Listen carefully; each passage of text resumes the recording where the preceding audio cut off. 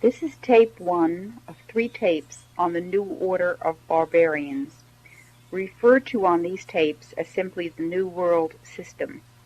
Tapes 1 and 2 are reminiscence by Dr. Lawrence Dunegan of a speech given on March 20th, 1969 by an insider of the Order, whose names and credentials are given in the interview with Dr. Dunegan on tape 3. The moderator for these tapes is Randy Engel, National Director, U.S. Coalition for Life. There has been much written and much said by some people who have looked at all the changes that have occurred in American society in the past 20 years or so, and who have looked then retrospectively to earlier history of the United States and indeed of the world, and come to the conclusion that there is a conspiracy of sorts which influences, indeed controls, major historical events not only in the United States but around the world. This conspiratorial interpretation of history is based on people making observations from the outside, gathering evidence, and coming to the conclusion that from the outside they see a conspiracy. Their evidence and conclusion are based on evidence gathered in retrospect, period. I want to now describe what I heard from a speaker in 1969, which in several weeks will now be 20 years ago. The speaker did not speak in terms of retrospect, but rather predicting changes that would be brought about in the future. The speaker was not looking from the outside in, thinking that he saw conspiracy. Rather, he was on the inside, admitting that indeed there was an organized power, force, group of men who wielded enough influence to determine major events involving countries around the world, and he predicted, or rather expounded on changes that were planned for the remainder of this century. As you listen, if you can recall the situation, at least in the United States in 1969 and the few years thereafter, and then recall the kinds of changes which have occurred between then and now, almost 20 years later, I believe you'll be impressed with the degree to which the things that were planned to be brought about have already been accomplished. Some of the things that were discussed were not intended to be accomplished yet by 1988, but are intended to be accomplished before the end of this century. There is a timetable, and it was during this session that some of the elements of the timetable were brought out. Anyone who recalls early in the days of the Kennedy presidency, the Kennedy campaign, when he spoke of progress in the decade of the 60s, that was kind of a cliche in those days, the decade of the 60s. Well, by 1969, our speaker was talking about the decade of the 70s, the decade of the 80s, and the decade of the 90s. So that I think that terminology, that way of looking at things and expressing things, probably all comes from the same source. Prior to that time, I don't remember anybody saying the decade of the 40s and the decade of the 50s. So I think this overall plan and timetable had taken important shape with more predictability to those who control it sometime in the late 50s. That's speculation on my part. In any event, the speaker said that His purpose was to tell us about changes which would be brought about in the next 30 years or so that an entirely new worldwide system would be in operation before the turn of the century. As he put it, we plan to enter the 21st century with a running start. He said as we listened to what he was about to present, he said, some of you will think I'm talking about communism. Well, what I'm talking about is much bigger than communism. At that time, he indicated there is much more cooperation between East and West than most people realize. In his introductory remarks, he commented that he was free to speak at this time. He would not have been able to say what he was about to say even a few years earlier, but he was free to speak at this time because now, and I'm quoting here, everything is in place and nobody can stop us now. That's the end of that quotation. He went on to say that most people don't understand how governments operate, and even people in high positions in governments, including our own, don't really understand how and where decisions are made. He went on to say that the people who really influence decisions are names that, for the most part, would be familiar to most of us, but he would not use individuals' names or names of any specific organizations. But that if he did, most of the people would be names that were recognized by most of his audience. He went on to say that they were not primarily people in public office, but people of prominence who were primarily known in their private occupations or private positions. The speaker was a doctor of medicine, a former professor at a large Eastern university, and he was addressing a group of doctors of medicine, about 80 in number. His name would not be widely recognized by anybody likely to hear this, and so there's no point in giving his name. The only purpose in recording this is that it may give a perspective to those who hear it regarding the changes which have already been accomplished in the past 20 years or so, and a bit of a preview to what at least some people are planning for the remainder of this century, so that we, or they, would enter the 21st century with a flying start. Some of us may not enter that century. His purpose in telling our group about these changes that were to be brought about was to make it easier for us to adapt to these changes. Indeed, as he quite accurately said, they would be changes that would be very surprising and in some ways difficult for people to accept, and he hoped that we, as sort of his friends, would make the adaptation more easily if we knew somewhat beforehand what to expect. Somewhere in the introductory remarks, he insisted that nobody have a tape recorder and that nobody take notes, which for a professor was a very remarkable kind of thing to expect from an audience. Something in his remarks suggested that there could be negative repercussions against him if it became widely known what he was about to say to our group, if it became widely known that indeed he had spilled the beans, so to speak. When I first heard that, I thought maybe that was sort of an ego trip, somebody enhancing his own importance. But as the revelations unfolded, I began to understand why he might have had some concern about not having it widely known what was said, although this was a fairly public forum where he was speaking.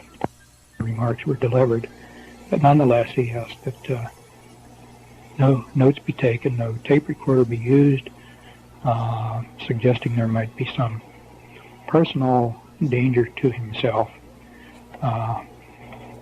if these revelations were widely publicized. Again, as the remarks began to unfold and some of the rather outrageous things that were said at that time, they certainly seemed outrageous, I made it a point to try to remember as much of what he said as I could, and during the subsequent weeks and months and years to connect my recollections to simple events around me, both to aid my memory for the future in case I wanted to do what I'm doing now, record this, and also to try to maintain a perspective on what would be developing if indeed it followed the predicted pattern, which it has. At this point, so that I don't forget to include it later, I'll just include some statements that were made from time to time throughout the presentation, just having a general bearing on the whole presentation. One of the statements was having to do with change. People get used, the statement was, people will have to get used to the idea of change. So used to change that they'll be expecting change. Nothing will be permanent.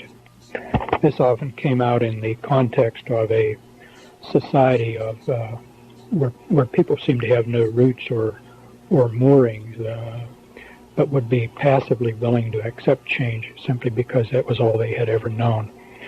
This was sort of in contrast to generations of people up until this time, where certain things you expect to be and remain in place as reference points for your life. So change was to be brought about, change was to be anticipated and expected and accepted, no questions asked. Another comment that was made from time to time during the presentation was, people are too trusting. People don't ask the right questions. Sometimes being too trusting was equated with being too dumb. But sometimes when he would say that and say people don't ask the right questions, it was almost with a sense of regret, as if he were uneasy with what he was a part of and wished that people would challenge it and maybe not be so trusting. Another comment that was repeated from time to time, this particularly in relation to changing laws and customs and specific changes. He said everything has two purposes. One is the ostensible purpose, which will make it acceptable to people. And second is the real purpose, which would further the goals of establishing the new system and having it. Frequently he would say, there's no other way. There's just no other way. This seemed to come as sort of an apology, particularly when at the conclusion of describing some particularly offensive changes, for example, the promotion of drug addiction, which we'll get into shortly. He was very active with population control groups, the population control movement, and population control was really the entry point into specifics following the introduction. He said the population is growing too fast. Numbers of people living at any one time on the planet must be limited, or we will run out of space to live. We will outgrow our food supply, and we will overpollute the world with our waste. People won't be allowed to have babies just because they want to or because they are careless. Most families would be limited to 2. Some people would be allowed only 1, and the outstanding person or persons might be selected and allowed to have 3. But most people would allow to have only 2 babies. That's because the zero population growth is 2.1 children per completed family, so something like every 10th family might be allowed the privilege of the 3rd baby. To me, up to this point, the word population control primarily connoted limiting the number of babies to be born. But this remark about what people would be allowed and then what followed made it quite clear that when you hear population control, that means more than just controlling births. It means control of every endeavor of the entire world population. A much broader meaning to that term than I had ever attached to it before hearing this. As you listen and reflect back on some of the things you hear, you will begin to recognize how one aspect dovetails with other aspects in terms of controlling human endeavors. Well, from population control, a natural next step then was sex. He said sex must be separated from reproduction. Sex is too pleasurable and the urges are too strong to expect people to give it up. Chemicals in food and in the water supply to reduce the sex drive are not practical. The strategy then would be not to diminish sex activity, but to increase sex activity, but in such a way that people won't be having babies. And the first consideration then here was contraception. Contraception would be very strongly encouraged, and it would be connected so closely in people's minds with sex that they would automatically think contraception when they were thinking or preparing for sex. And contraceptives would be made universally available. Nobody wanting contraception would be find that they were unavailable. Contraceptives would be displayed much more prominently in drugstores and right up with the cigarettes and the chewing gum out in the open rather than hidden under the counter where people would have to ask for them and maybe be embarrassed. This kind of openness was a way of suggesting that contraceptives are just as much a part of life as any other item sold in the store. And contraceptives would be advertised. And contraceptives would be dispensed in the schools in association with sex education. The sex education was to get kids interested early, making the connection between sex and the need for contraception early in their lives, even before they became very active. At this point, I was recalling some of my teachers, particularly in high school, and found it totally unbelievable to think of them agreeing to, much less participating in distributing contraceptives to students. But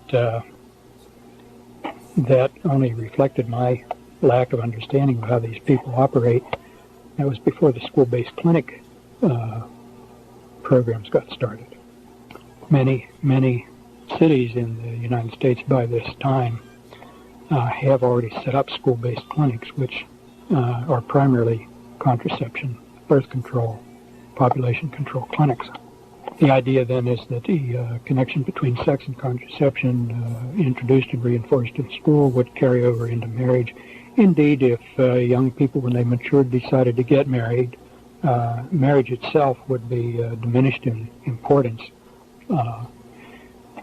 He indicated some recognition that most people probably would want to be married, but that this certainly would not be any longer considered to be necessary for sexual activity.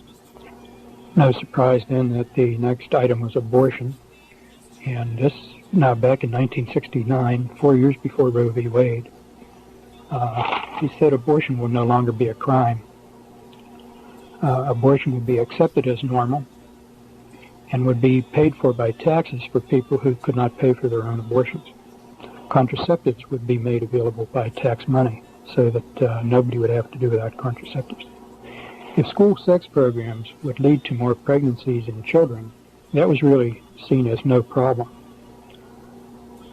Parents who think they are opposed to abortion on moral or religious grounds will change their minds when it is their own child who is pregnant. So this will help overcome opposition to abortion. Before long, only a few diehards will still refuse to see abortion as acceptable, and they won't matter anymore. Homosexuality also was to be encouraged. People will be given permission to be homosexuals. That's the way it was stated. They won't have to hide it. And elderly people will be encouraged to continue to have active sex lives into their very old ages as long as they can.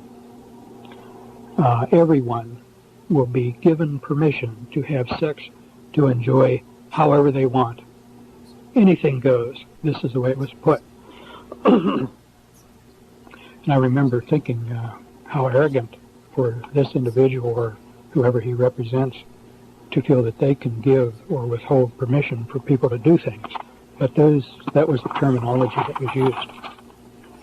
In this regard, clothing was mentioned. Clothing styles would be made more stimulating and provocative. Recall back in 1969 was the time of the miniskirt, when those miniskirts were very, very high and very revealing. He said it's not just the amount of skin that is exposed that makes clothing sexually seductive, but other more subtle things are often more suggestive. Things like movement and the cut of clothing and the kind of fabric, the positioning of accessories on the clothing. If a woman has an attractive body, why should she not show it, was one of the statements. There's was not detail on what was meant by provocative clothing, but since that time, if you watch the changes in clothing styles, blue jeans are cut in a way that they're much more tight-fitting through the crotch. They form wrinkles. Wrinkles essentially are arrows, lines which direct one's vision to certain anatomic areas. And this was around the time of the burn your bra activity. He indicated that a lot of women should not go without a bra. They need a bra to be attractive. So instead of banning bras and burning them, bras would come back, but they would be thinner and softer, allowing more natural movement. It was not specifically stated, but certainly a very thin bra is much more revealing of the nipple and what else is underneath than heavier bras that were in style up to that time. Technology. Earlier he said sex and reproduction would be separated. You would have sex without reproduction, and then technology was reproduction without sex. This would be done in the laboratory. Indicated already much research was underway about making babies in the laboratory. There was some elaboration on that, but I don't remember the details. How much of that technology has come to my attention since that time, I don't remember. I don't remember in a way that I can distinguish what was said from what I subsequently have just learned as general medical information. Families. Families would be limited in size. We already alluded to not being allowed more than 2 children. Divorce would be made easier and more prevalent. Most people who marry will marry more than once. More people will not marry. Unmarried people would stay in hotels and even live together. That would be very common. And nobody would even ask questions about it. It would be widely accepted as no different from married people being together. More women will work outside the home. More men will be transferred to other cities in their jobs. More men would travel into work. Therefore, it would be harder for families to stay together. This would tend to make the marriage relationship less stable, and therefore tend to make people less willing to have babies. And the extended family would be smaller and more remote. Travel would be easier, less expensive for a while, so that people who did have to travel would feel that they could get back to their families, not that they were abruptly being made remote from their families. But one of the net effects of easier divorce laws, combined with the promotion of travel and transferring families from one city to another, was to create instability in the families. If both husband and wife are working and one partner gets transferred, the other one may not be easily transferred. So one either gives up his or her job and stays behind while the other leaves, or else gives up the job and risks not finding employment in the new location. Rather diabolical approach to this whole thing. Euthanasia. Everybody has a right to live only so long. The old are no longer useful. They become a burden. You should be ready to accept death. Most people are. An arbitrary age limit could be established. After all, you have a right to only so many steak dinners, so many orgasms, and so many good pleasures in life.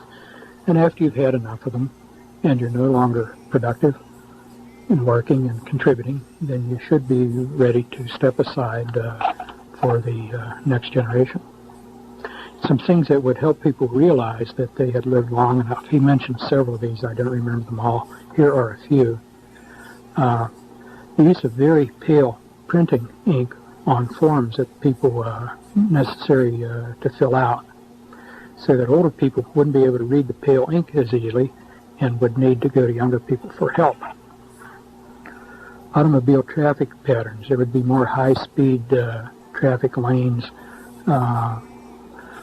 traffic patterns that older people would, with their slower reflexes, would have trouble dealing with, and thus tend to lose some of their independence. Big item which was elaborated at some length was the cost of medical care would be made burdensomely high. Medical care would be connected very closely with one's work, but also would be made very, very high in cost, so that it would simply be unavailable to people beyond a certain time. And unless they had a remarkably rich supporting family, they would just have to do it without care. And the idea was that if everybody sees enough what a burden it is on the young to try to maintain the old people,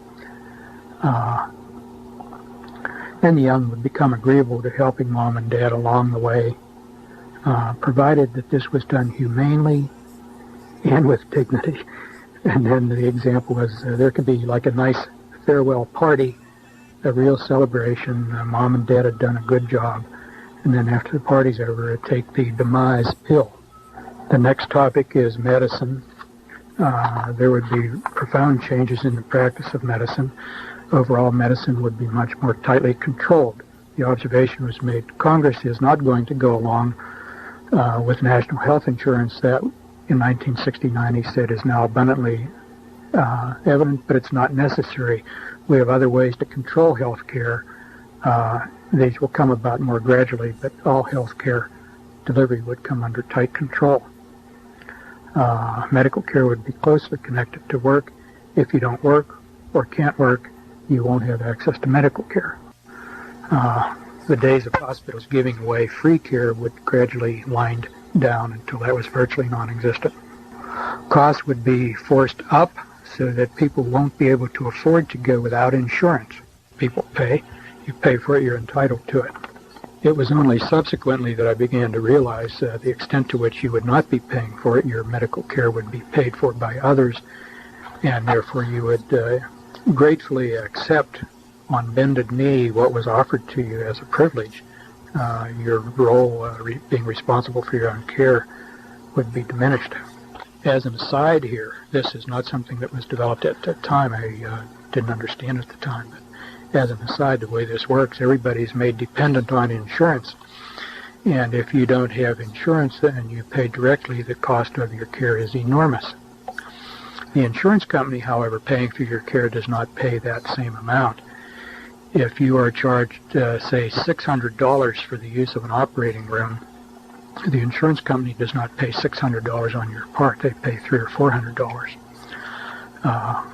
And that differential in billing has the desired effect. It enables the insurance company to pay for that which you could never pay for. They get a discount that's unavailable to you. When you see your bill, you're grateful that the insurance company can do that, and in this way you are dependent and virtually required to have insurance. The whole billing is fraudulent. Anyhow, continuing on now, access to hospitals would be tightly controlled. Identification will be needed to get into the building. Security in and around hospitals would be established and gradually increased so that nobody without identification could get in or move around inside the building. Theft of hospital equipment, things like typewriters and microscopes and so forth, would be allowed, and exaggerated. Reports of it would be exaggerated, so that this would be the excuse needed to establish the need for strict security until people got used to it.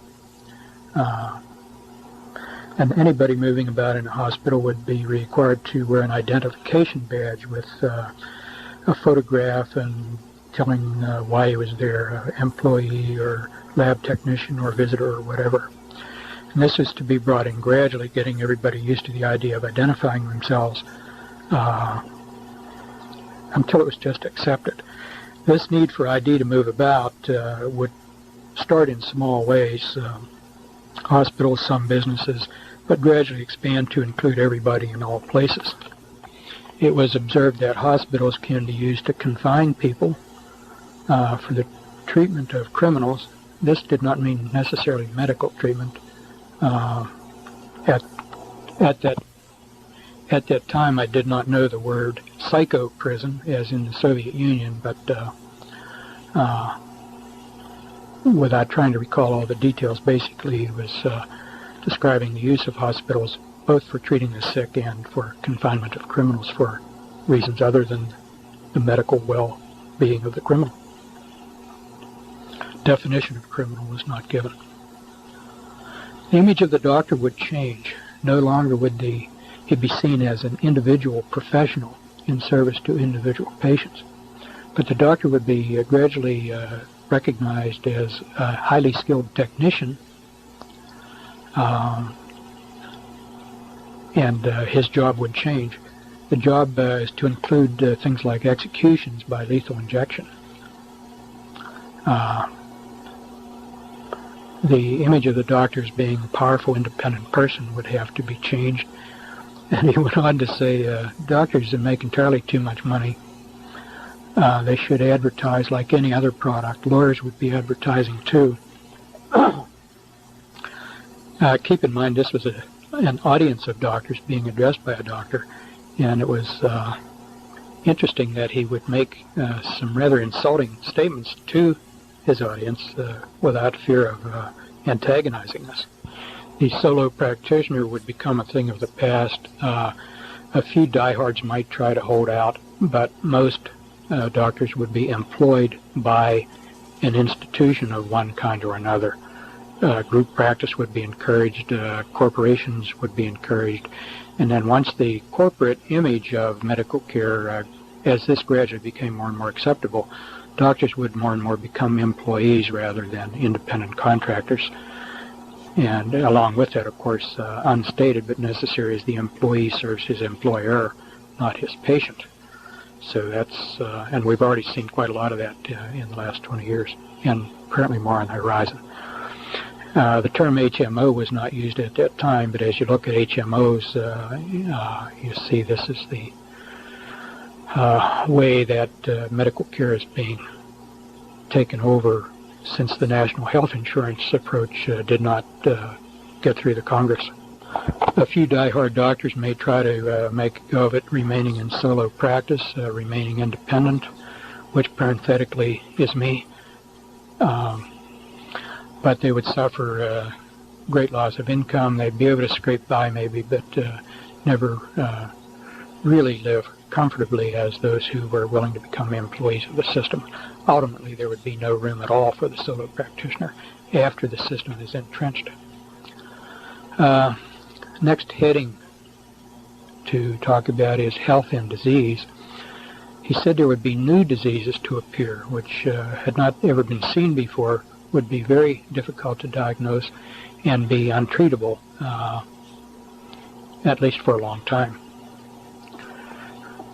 No elaboration was made on this, but I remember not long after hearing this presentation, when I had a puzzling diagnosis to make, I would be wondering, is this what he was talking about? Is this a case of what he was talking about?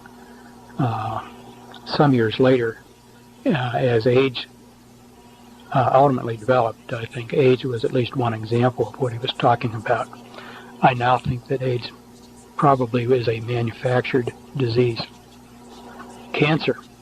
He said we can cure almost every cancer right now. Information is on file in the Rockefeller Institute if it's ever decided that it should be released. But consider, if people stop dying of cancer, how rapidly we would become overpopulated. You may as well die of cancer as something else. Efforts at cancer treatment would be geared more toward comfort than toward cure. There was some statement that ultimately the cancer cures which were being hidden in the Rockefeller Institute would come to light because independent researchers might bring them out despite these efforts to suppress them. But at least for the time being, letting people die of cancer was a good thing to do because it would slow down the problem of overpopulation. Another very interesting thing was heart attacks. He said, there is now a way to simulate a real heart attack. It can be used as a means of assassination. Only a very skilled pathologist who knew exactly what to look for at an autopsy could distinguish this from the real thing. I thought that was a very surprising and shocking thing to hear from this particular man at that particular time. This and the business of the cancer cure really still stand out sharply in my memory because they were so shocking and at that time seemed to me out of character. He then went on to talk about nutrition and exercise, sort of in the same framework. People would have to eat right and exercise right to live as long as before. Most won't. This in the connection of nutrition, there was no specific statement that I can recall as to particular nutrients that would be either inadequate or in excess. In retrospect, I tend to think he meant high salt diets and high fat diets would predispose toward high blood pressure and premature arteriosclerotic heart disease, and that if people were too dumb or too lazy to exercise as they should, then their circulating fats would go up and predispose to disease. And he said something about diet information, about proper diet would be widely available, but most people, particularly stupid people who had no right to continue living anyway, they would ignore the advice and just go on and eat what was convenient and tasted good. There were some other unpleasant things said about food. I just can't recall what they were, but I do remember of having reflections about wanting to plant a garden in the backyard to get around whatever these contaminated foods would be. I regret I don't remember the details, the rest of this about nutrition and hazardous nutrition. With regard to exercise, he went on to say that more people would be exercising more, especially running, because everybody can run. You don't need any special equipment or place. You can run wherever you are. As he put it, people will be running all over the place. And in this vein, he pointed out how supply produces demand, and this was in reference to athletic clothing and equipment, as this would be made more widely available and glamorized, particularly as regards running shoes. This would stimulate people to develop an interest in running, and as part of a whole sort of public propaganda campaign, people would be encouraged then to buy the attractive sports equipment and to get into exercise. Again, Well, in connection with nutrition, he also mentioned that public eating places would rapidly increase, that this had a connection with the family, too. As more and more people ate out, eating at home would become less important. People would be less dependent on their kitchens at home. And then this also connected to convenience foods being made widely available. Things like you could pop into the microwave. Whole meals would be available prefixed. And of course we've now seen this in some pretty good ones. But this whole different approach to eating out and to previously prepared meals being eaten in the home was predicted at the time to be brought about convenience foods. And the convenience foods, though, would be part of the hazard. Anybody who was lazy enough to want the convenience foods rather than fixing his own also better be energetic enough to exercise, because if he was too lazy to exercise and too lazy to fix his own food, then he didn't deserve to live very long. This was all presented as sort of a moral judgment about people and what they should do with their energies. People who are smart, who would learn about nutrition, and who are disciplined enough to eat right and exercise right are better people and are the kind you want to live longer. Somewhere along in here there was also something about accelerating the onset of puberty, and this was said in connection with health, and later in connection with education, and connected to accelerating the process of evolutionary change. There was a statement that we think we can push evolution faster and in the direction we want it to go. I remember this only as a general statement. I don't recall if any details were given beyond that. Another area of discussion was religion. This is an avowed atheist speaking. And he said, religion is not necessarily bad. A lot of people seem to need religion with its mysteries and rituals, so they will have religion. But the major religions of today have to be changed because they are not compatible with the changes to come. The old religions will have to go, especially Christianity.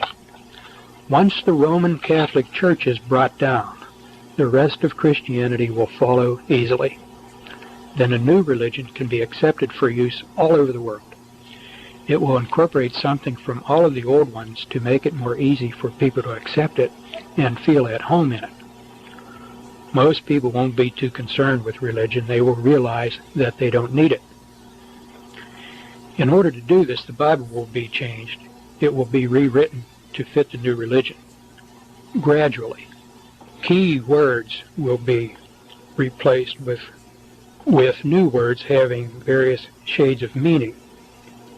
Then the meaning attached to the new word can be close to the old word, and as time goes on, other shades of meaning of that word can be emphasized, and then gradually that word replaced with another word.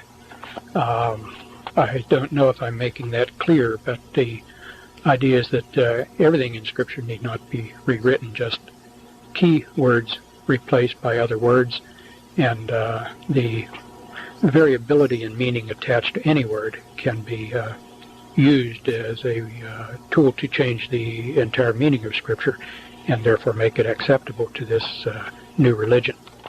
Most people won't know the difference, and this is another one of the times where he said the few who do notice the difference won't be enough to matter.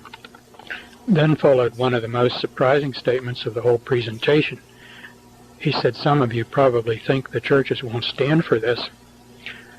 And he went on to say, the churches will help us.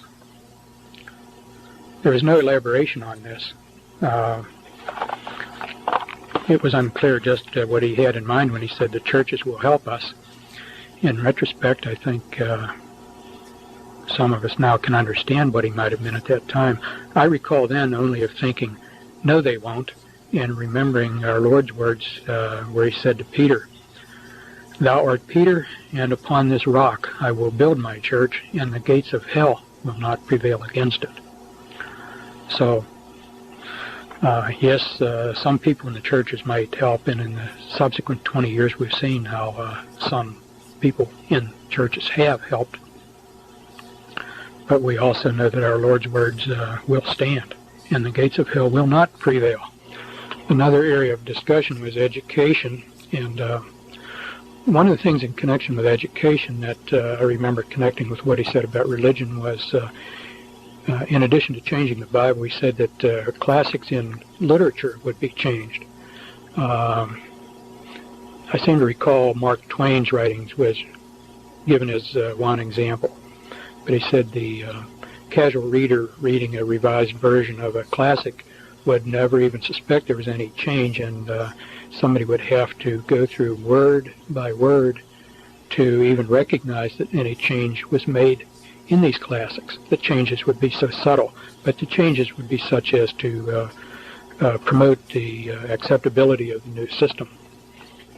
As regards education, he indicated that kids would spend more time in schools, but in many schools they wouldn't learn anything. They'll learn some things, but not as much as formerly. Better schools in better areas with better people, their kids will learn more. In the better schools, learning would be accelerated. And this was another time where he said, we think we can push evolution. By pushing kids to learn more, he seemed to be suggesting that their brains would evolve and that their offspring then would evolve, sort of pushing evolution in where kids would learn and be more intelligent at a younger age, as if this pushing would alter their physiology. Overall, schooling would be prolonged. This meant prolonged throughout the school year. I'm not sure what he said about a long school day. I do remember he said that school was planned to go all summer, that the summer school vacation would become a thing of the past, not only for schools but for other reasons. People would begin to think of vacation times year-round, not just in the summer.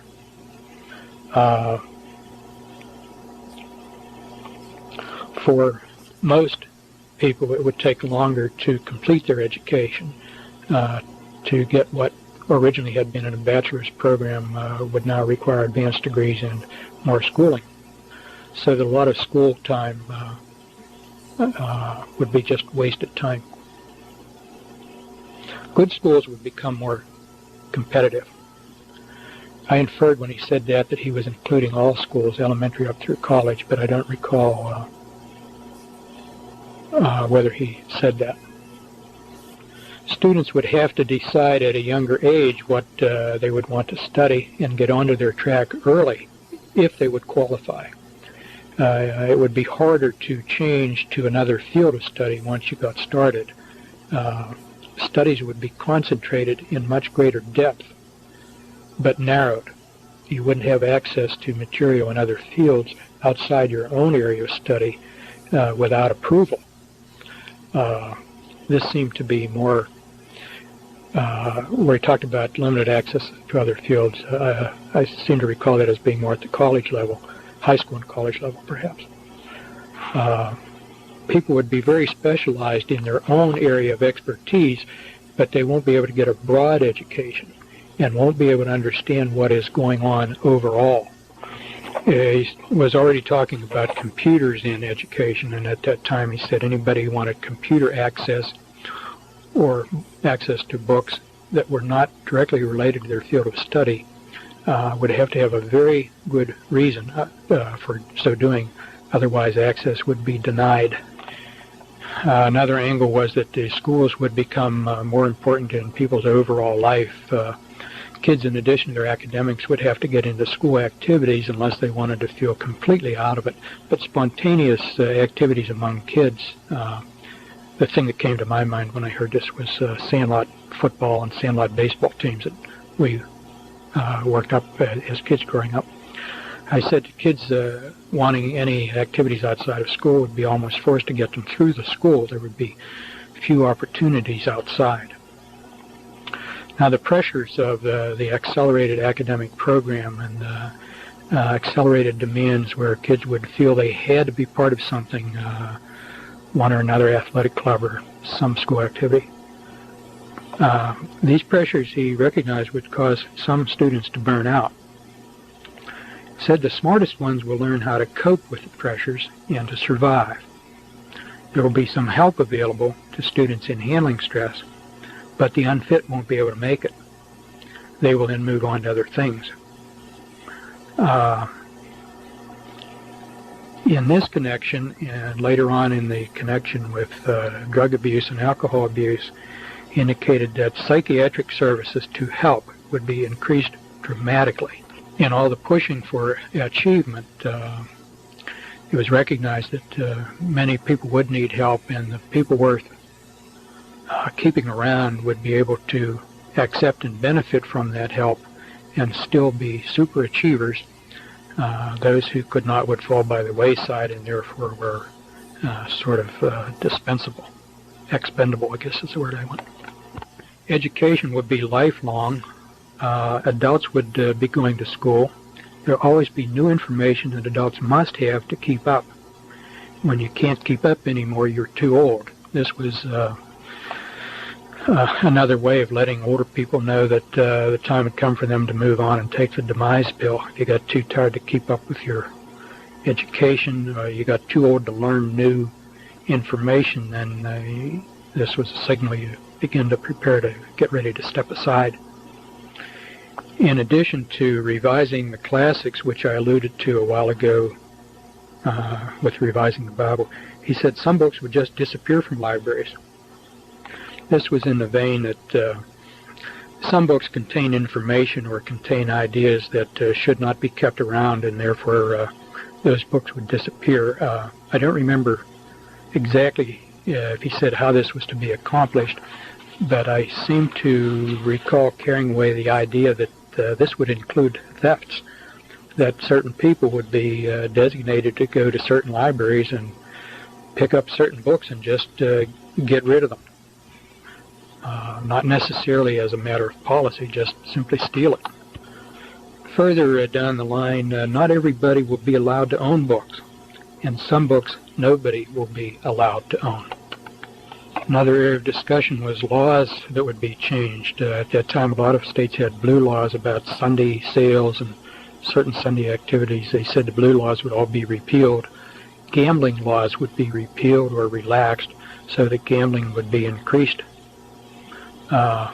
Indicated then that governments would get into gambling. We've had a lot of state lotteries pop up around the country since then, and at the time we were already being told that would be the case.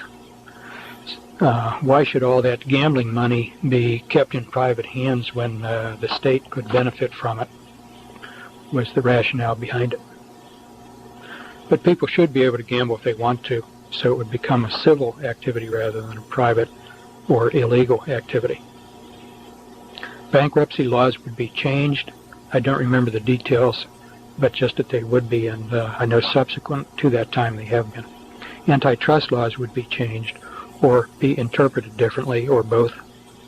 In connection with the changing antitrust laws, there was some statement that, in a sense, competition would be increased, but this would be increased competition within otherwise controlled circumstances. So it's not a free competition. I recall having the impression that it was like competition, but within members of a club. There would be nobody outside the club who would be able to compete. Sort of like teams competing within a professional sports league. If you're in the NFL or the American or National Baseball leagues, you compete within the league, but the league is all in agreement on what the rules of competition are. Not a really free competition. Drug use would be increased, alcohol abuse would be increased, and law enforcement efforts against drugs would be increased. On first hearing that, it sounded like a contradiction. Why increase drug abuse and simultaneously increase law enforcement against drug abuse? But the idea is that in part, the increased availability of drugs would provide a sort of law of the jungle, whereby the weak and the unfit would be selected out. There was a statement made at that time, before the earth was overpopulated, there was a law of the jungle where only the fittest survived. You had to be able to protect yourself against the elements and wild animals and disease, and if you were fit, you survived. But now that we've become so civilized, we're over-civilized, and the unfit are able to survive only at the expense of those who are more fit. And the abuse of drugs then would restore, in a certain sense, the law of the jungle and selection of the fittest for survival. News about drug abuse and law enforcement efforts would tend to keep drugs in the public consciousness and would also tend to reduce this unwarranted American complacency that the world is a safe place and a nice place. The same thing would happen with alcohol. Alcohol abuse would be both promoted and demoted at the same time. The vulnerable and the weak would respond to the promotions and therefore use and abuse more alcohol.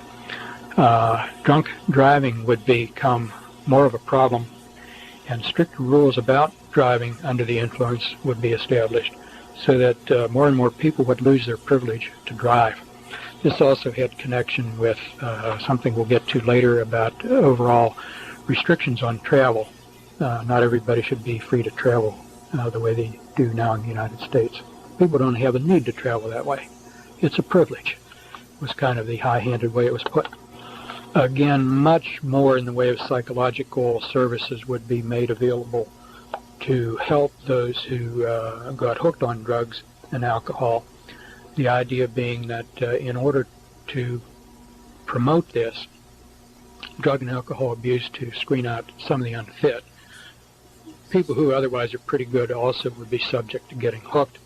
And if they were really worth their salt, they would have enough sense to seek psychological counseling and to benefit from it. So this was presented as sort of a redeeming value on the part of the planners. It was as if he were saying, you think we're bad in promoting these evil things, but look how nice we are. We're also providing a way out.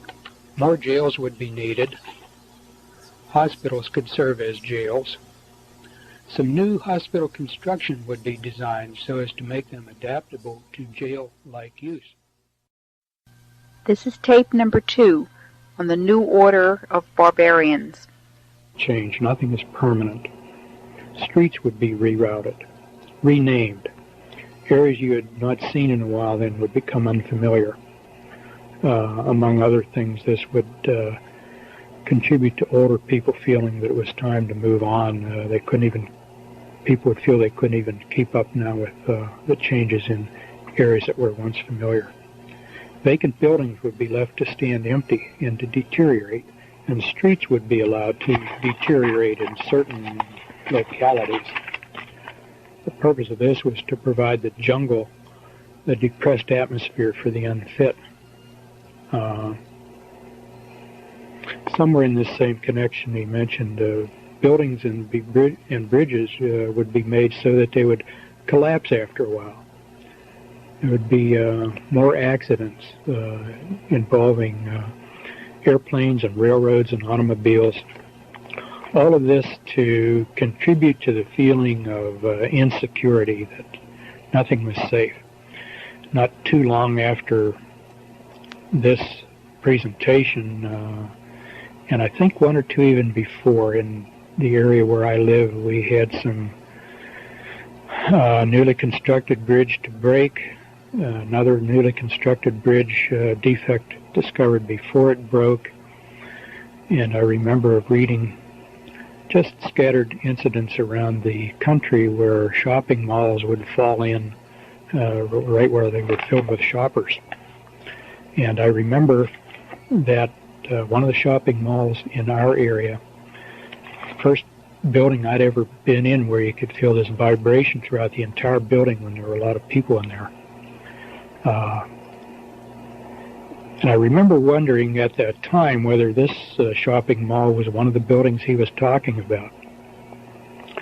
Talking to construction people and architects about it, they'd say, oh no, that's good. Building vibrate like that, that means it's flexible and not rigid. Well, maybe so. We'll wait and see. Other areas, though, would be well maintained. Not every part of the city would be slummed. There would be the created slums and other areas well maintained. Those people able to leave the slum for better areas then would learn to better appreciate the importance of human accomplishment. This meant that if they left the jungle and came to civilization, so to speak, they could be proud of their own accomplishments, that they made it. There was no related sympathy for those who were left behind in the jungle of drugs and deteriorating neighborhoods. And then a statement that was kind of surprising: we think we can effectively limit crime to the slum areas, so it won't be spread heavily into better areas. I should maybe point out here, these are obviously not word-for-word quotations after 20 years, but where I say that I'm quoting, I'm giving the general drift of what was said close to word for word, perhaps not precisely so. But anyhow, I remember wondering, how can you be so confident that the criminal element is going to stay where you want it to stay? But he went on to say there would be increased security would be needed in the better areas. That would mean more police, better coordinated police efforts. He did not say so, but I wondered at that time about the moves that were afoot to consolidate all the police departments of suburbs around major cities. I think the John Birch Society was one who was saying, support your local police, don't let them be consolidated. And I remember wondering if that was one of the things he had in mind about security. It was not explicitly stated. But anyhow, he went on to say there would be a whole new industry of residential security systems to develop, with alarms and locks and alarms going into the police department so that people could protect their wealth and their well-being. Because some of the criminal activity would spill out of the slums into better, more affluent-looking areas that looked like they'd be worth burglarizing. But, and again, it was stated like as a redeeming quality. See, we're generating all this more crime, but look how good we are. We're also generating the means for you to protect yourself against the crime. Sort of repeated thing throughout this presentation was the recognized evil, and then the self-forgiveness, saying, well, see, we've given you a way out. American industry came under discussion. It was the first that I'd heard of the term global interdependence, or that notion. The stated plan was that different parts of the world would be assigned different roles of industry and commerce in a unified global system. The continued preeminence of the United States and the relative independence and self-sufficiency of the United States would have to be changed. This was one of the several times where he said, in order to create a new structure, you first have to tear down the old. And American industry was one example of that. Our system would have to be curtailed in order to give other countries a chance to build their industries, because otherwise they would not be able to compete against the United States. And this was especially true of our heavy industries that would be cut back while the same industries were being developed in other countries, notably Japan. And at this point there was some discussion of steel, and particularly automobiles. I remember saying that automobiles would be imported from Japan on a equal footing with our own domestically produced automobiles, but the Japanese product would be better. Things would be made so they would break and fall apart. That is in the United States.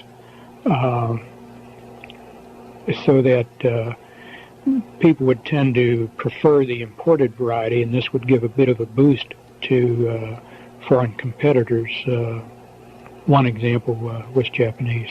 In 1969, Japanese automobiles, if they were sold here at all, I don't remember, but they certainly weren't very popular. But the idea was you would get a little bit disgusted with your Ford, GM, or Chrysler product or whatever, because little things like window handles would fall off more and plastic parts would break that, had they been made of metal, would hold up. Your patriotism about buying American would soon give way to practicality, that if you bought Japanese or German or imported, that it would last longer and you'd be better off. Patriotism would go down the drain then. There was mention elsewhere of things being made to fall apart too.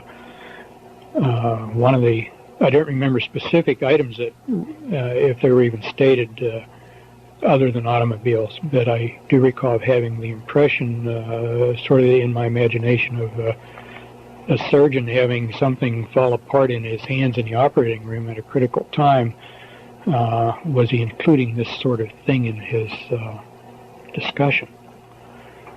But somewhere in this discussion about things being made deliberately defective and unreliable, not only was to tear down patriotism, but to be just a little source of irritation to people who would use such things.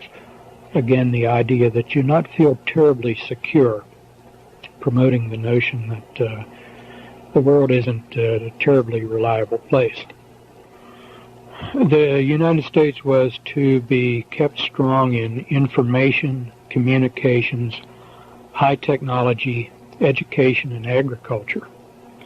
The United States was seen as continuing to be sort of the keystone of this global system, but heavy industry would be transported out. One of the comments made about heavy industry was we had enough environmental damage from smokestacks and industrial waste, and some of the other people could put up with that for a while. This, again, was supposed to be a redeeming quality for Americans to accept. You took away our industry, but you saved our environment. So we really didn't lose anything.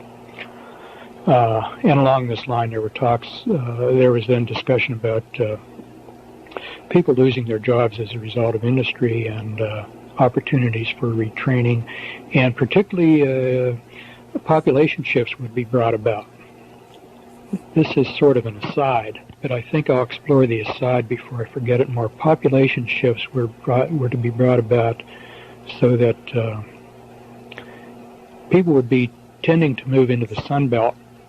It would be sort of people without roots in their new locations, and traditions are easier to change in a place where there are a lot of transplanted people as compared to trying to change traditions in a place where people grew up and had an extended family where they had roots. Things like new medical care systems, if you pick up from Northeast Industrial City and you transplant yourself to the South, Sun Belt, or Southwest, you'll be more accepting of whatever kind of, for example, controlled medical care you find there than you would accept a change in the medical care system where you had roots and the support of your family. Also in this vein, it was mentioned that he used the plural personal pronoun we. We take control first of the port cities, New York, San Francisco, Seattle. The idea being that this is a piece of strategy, the idea being that if you control the port cities with your philosophy and your way of life, the heartland in between has to yield. I can't elaborate more on that, but it is interesting that if you look around the most liberal areas in the country, and progressively so are the seacoast cities, the heartland, the Midwest, does seem to have maintained its conservatism. But as you take away industry and jobs and relocate people, then this is a strategy to break down conservatism. When you take away industry and people are unemployed and poor, they will accept whatever change seems to offer them survival, and their morals and their commitment to things will all give way to survival. That's not my philosophy, that's the speaker's philosophy. Anyhow, going back to industry, some heavy industry would remain just enough to maintain sort of a seed bed of industrial skills, which could be expanded if the plan didn't work out as it was intended, so that the country would not be devoid of assets and skills. But this was just sort of a contingency plan. It was hoped and expected that the worldwide specialization would be carried on. But perhaps repeating myself, but one of the upshots of all of this is that with this global interdependence, then national identities would tend to be de-emphasized. Each area dependent on every other area for one or another elements in its life. We would all become citizens of the world rather than citizens of any one country. And along these lines, then we can talk about sports. Sports in the United States was to be changed in part as a way of de-emphasizing nationalism. Soccer, a worldwide sport, was to be emphasized and pushed in the United States. And this was of interest because in this area, the game of soccer was virtually unknown at that time. I had a few friends who attended an elementary school other than the one I attended where they played soccer at their school, and they were a real novelty. This was back in the 50s. So to hear this man speak of soccer in this area was kind of surprising. But anyhow, soccer is seen as an international sport and would be promoted, and the traditional sport of American baseball would be de-emphasized and possibly eliminated. Eliminated because it might be seen as too American. And he discussed how eliminating this, one's first reaction might be, well, you pay the players poorly and they don't want to play for poor pay, so they give up baseball and either go into some other sport or some other activity. But he said that's really not how it works. Actually, the way to break down the baseball would be to make the salaries go very high. And the idea behind this was that as the salaries got ridiculously high, there would be a certain amount of discontent and antagonism as people resented athletes being paid so much, and the athletes would begin more and more to resent among themselves what other players were paid, and would tend to abandon the sport. And these high salaries then also could break the owners and alienate the fans. And then the fans would support soccer, and the baseball fields could be used as soccer fields. Wasn't said definitely this would have to happen, but if the international flavor didn't come around rapidly enough, this could be done. There was some comment along the same lines about football, although I seem to recall he said football would be harder to dismantle because it was so widely in the colleges as well as the professional leagues, and would be harder to tear down. And there was something also about the violence in football that met a psychological need that was perceived, and people have a need for this vicarious violence, and so football, for that reason, might be left around to meet that vicarious need. Same thing, too, with hockey. Hockey had more of an international flavor and would be emphasized. There was some foreseeable international competition about hockey, and particularly soccer. At that time, hockey was international between the United States and Canada. I was kind of surprised because I thought the speaker just never impressed me as being at all a hockey fan, and I am. and it turns out he was not. He just knew about the game and what it would do to this changing sports program. But in any event, soccer was to be the keystone of athletics because it's already a worldwide sport. It's South America and Europe and parts of Asia and the United States should get on the bandwagon. And all this would foster international competition so that we would all become citizens of the world to a greater extent than citizens of our own narrow nations. There was some discussion about hunting. Not surprisingly, hunting requires guns, and gun control is a big element in these plans. And I don't remember the details much, but the idea is that gun ownership is a privilege and not everybody should have guns, and hunting was an inadequate excuse for owning guns, and everybody should be restricted in gun ownership. The few privileged people who should be allowed to hunt could maybe rent or borrow a gun from official quarters rather than own their own. After all, everybody doesn't have a need for a gun, was the way it was put. Very important with sports was sports for girls. Athletics would be pushed for girls, and this was intended to replace dolls.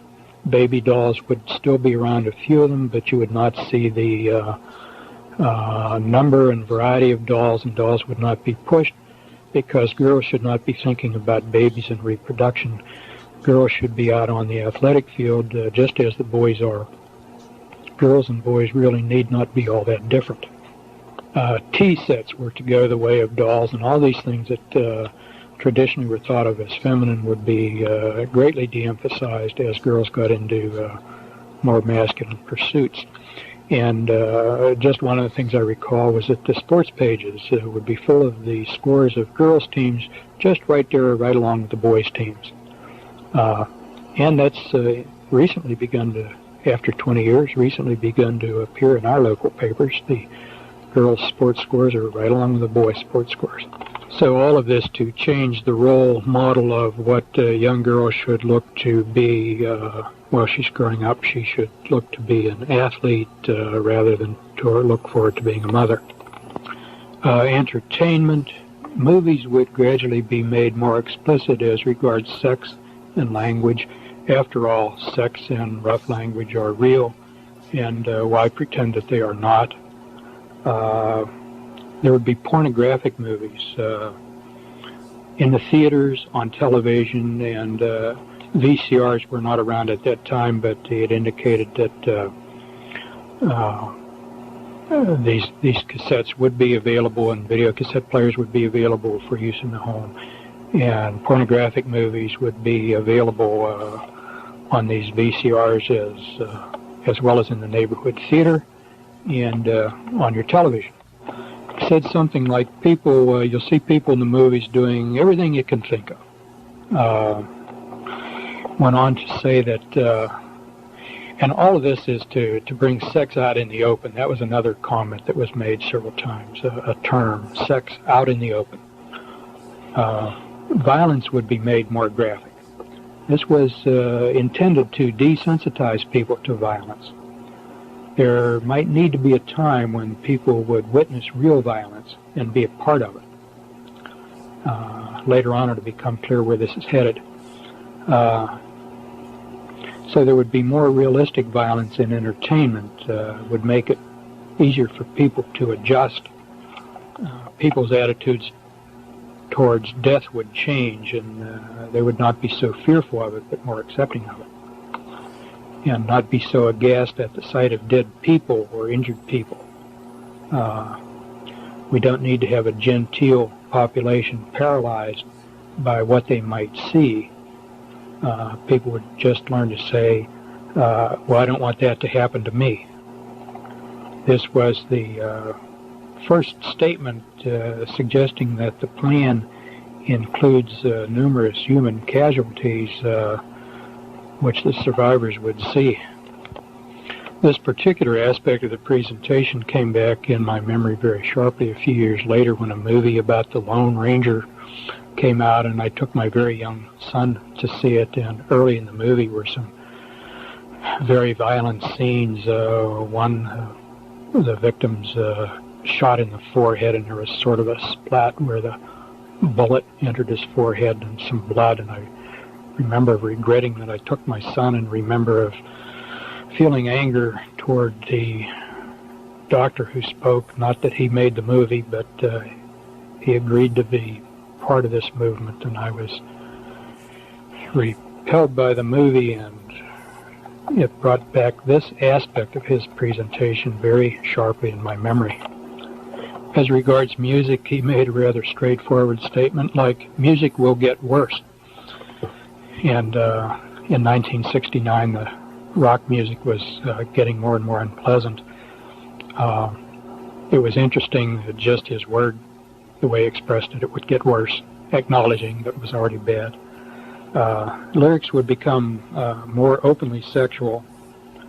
No new sugary romantic music would be publicized like that which had been written before that time. All the old music would be brought back on certain radio stations and records for older people to hear. And older folks would have sort of their own radio stations to hear. And the younger people, their music, as it got worse and worse, would be on their stations. And he seemed to indicate that one group would not hear the other group's music.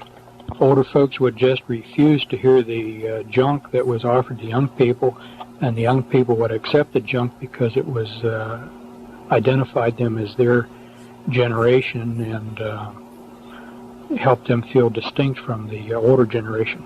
I remember at the time of thinking that would not last very long because even young kids wouldn't like the junk. When they got a chance to hear the older music that was prettier, they would gravitate toward it. Unfortunately, I was wrong about that. When the kids get through their teens and into their 20s, some of them improve their taste in music. But unfortunately, he was right. They get used to this junk, and that's all they want. A lot of them can't stand really pretty music. He went on to say the music would carry a message to the young, and nobody would even know the message was there. They just think it was loud music. At the time, I didn't understand quite what he meant by that, but in retrospect, I think we know what the messages are in the music for the young. And again, he was right. This aspect was sort of summarized with a notion that entertainment would be a tool to influence young people, won't change the older people. They're already set in their ways. But the changes would be all aimed at the young who are in their formative years, and the older generation would be passing. Not only could you not change them, but they're relatively unimportant anyhow. Once they live out their lives and are gone, the younger generation being formed are the ones that would be important for the future in the 21st century. He also indicated all the old movies would be brought back again, and I remember on hearing that, through my mind ran quickly the memories of a number of old movies that I wondered if they would be included, the ones that I thought I would like to see again. Along with bringing back old music and old movies for older people, there were other privileges that also would be accorded older folks. Free transportation, breaks on purchases, discounts, tax discounts, a number of privileges just because they were older. And this was stated to be sort of a reward for the generation which had grown up through the Depression and had survived the rigors of World War II. They had deserved it, and they were going to be rewarded with all these goodies. And the bringing back of the good old music and the good old movies was going to help ease them through their final years in comfort. Then the presentation began to get rather grim, because once that generation passed, and that would be in the late 80s and the early 90s, where we are now, most of that group would be gone. And then gradually things would tighten up, and the tightening up would be accelerated. The old movies and old songs would be withdrawn. The gentler entertainment would be withdrawn. Travel instead of being easy for old folks, travel then would become very restricted. People would need permission to travel, and they would need a good reason to travel. If you didn't have a good reason for your travel, you would not be allowed to travel. Everyone would need ID. This would at first be an ID card you would carry on your person, and you must show when you're asked for it. It was already planned that later on some sort of device would be developed to be implanted under the skin that would be coded specifically to identify the individual. This would eliminate the possibility of false ID and also eliminate the possibility of people saying, well, I lost my ID. The difficulty about the skin implanted ID was stated to be getting a material that would stay in or under the skin without causing a foreign body reaction, whereby the body would reject it or cause infection, and that this would have to be material on which information could be recorded and retrieved by some sort of scanner while it was not rejected by the body. Silicone was mentioned. Silicone at that time was thought to be well tolerated. It was used to augment breasts. Women who felt their breasts were too small would get silicone implants. I guess that still goes on. In any event, silicone was seen at that time as the promising material to do both, to be retained in the body without rejection and to be able to retain information retrievable by electronic means. Food. Food supply would come under tight control. If population growth didn't slow down, food shortages could be created in a hurry, and people would realize the dangers of overpopulation. Ultimately, whether the population slows down or not, though, the food supply is to be brought under centralized control so that people would have enough to be well nourished, but they would not have enough to support any fugitive from the new system. In other words, if you had a friend or relative who didn't sign on, and growing one's own food would be outlawed. This would be done under some sort of pretext. In the beginning, I mentioned there were two purposes for everything. One, the ostensible purpose, and two, the real purpose. And an ostensible purpose here would be that growing your own vegetables was unsafe, it would spread disease or something like that. So the acceptable idea was to protect the consumer, but the real idea is to limit the food supply, and growing your own food would be illegal. And if you persist in illegal activities like growing food, then you're a criminal. There was a mention then of weather, W-E-A-T-H-E-R. This was another really striking statement. He said, we can, or soon will be able to control the weather. He said, I'm not merely referring to dropping iodide crystals into clouds to precipitate rain that's already there, but real control. And weather was seen as a weapon of war, a weapon of influencing public policy. You could make rain or withhold rain in order to influence certain areas and bring them under your control. There were two sides to this that were kind of striking. He said, on the one hand, you can make drought during the growing season so that nothing will grow, and on the other hand, you can make for very heavy rains during the harvest seasons so that the fields are too muddy to bring in the harvest, and indeed one might be able to do both. There was no statement how this would be done. It was stated that it was either already possible or very, very close to being possible. Politics. He said, very few people know how government really works. Something to the effect that elected officials are influenced in ways that they don't even realize. And they carry out plans that have been made for them, and they think they are that they are authors of the plans. But actually they've been, are manipulated in ways that they don't understand. Somewhere in the presentation he made two statements that I want to insert at this time. I don't remember just where they were made, but they're valid as in terms of the general overall view. The one statement, people can carry in their minds and act upon two contradictory ideas at the same time, provided these two contradictory ideas are kept far enough apart. And the other one, the other statement is, you can know pretty well how rational people are going to respond to certain circumstances or to certain information that they encounter. So to determine the response you want, you need only control the kind of data or information that they are presented or the kinds of circumstances they're in.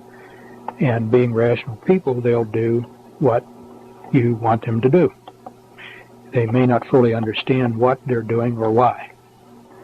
Somewhere in this connection was a statement admitting that some scientific research data could be, and indeed has been, falsified in order to bring about desired results.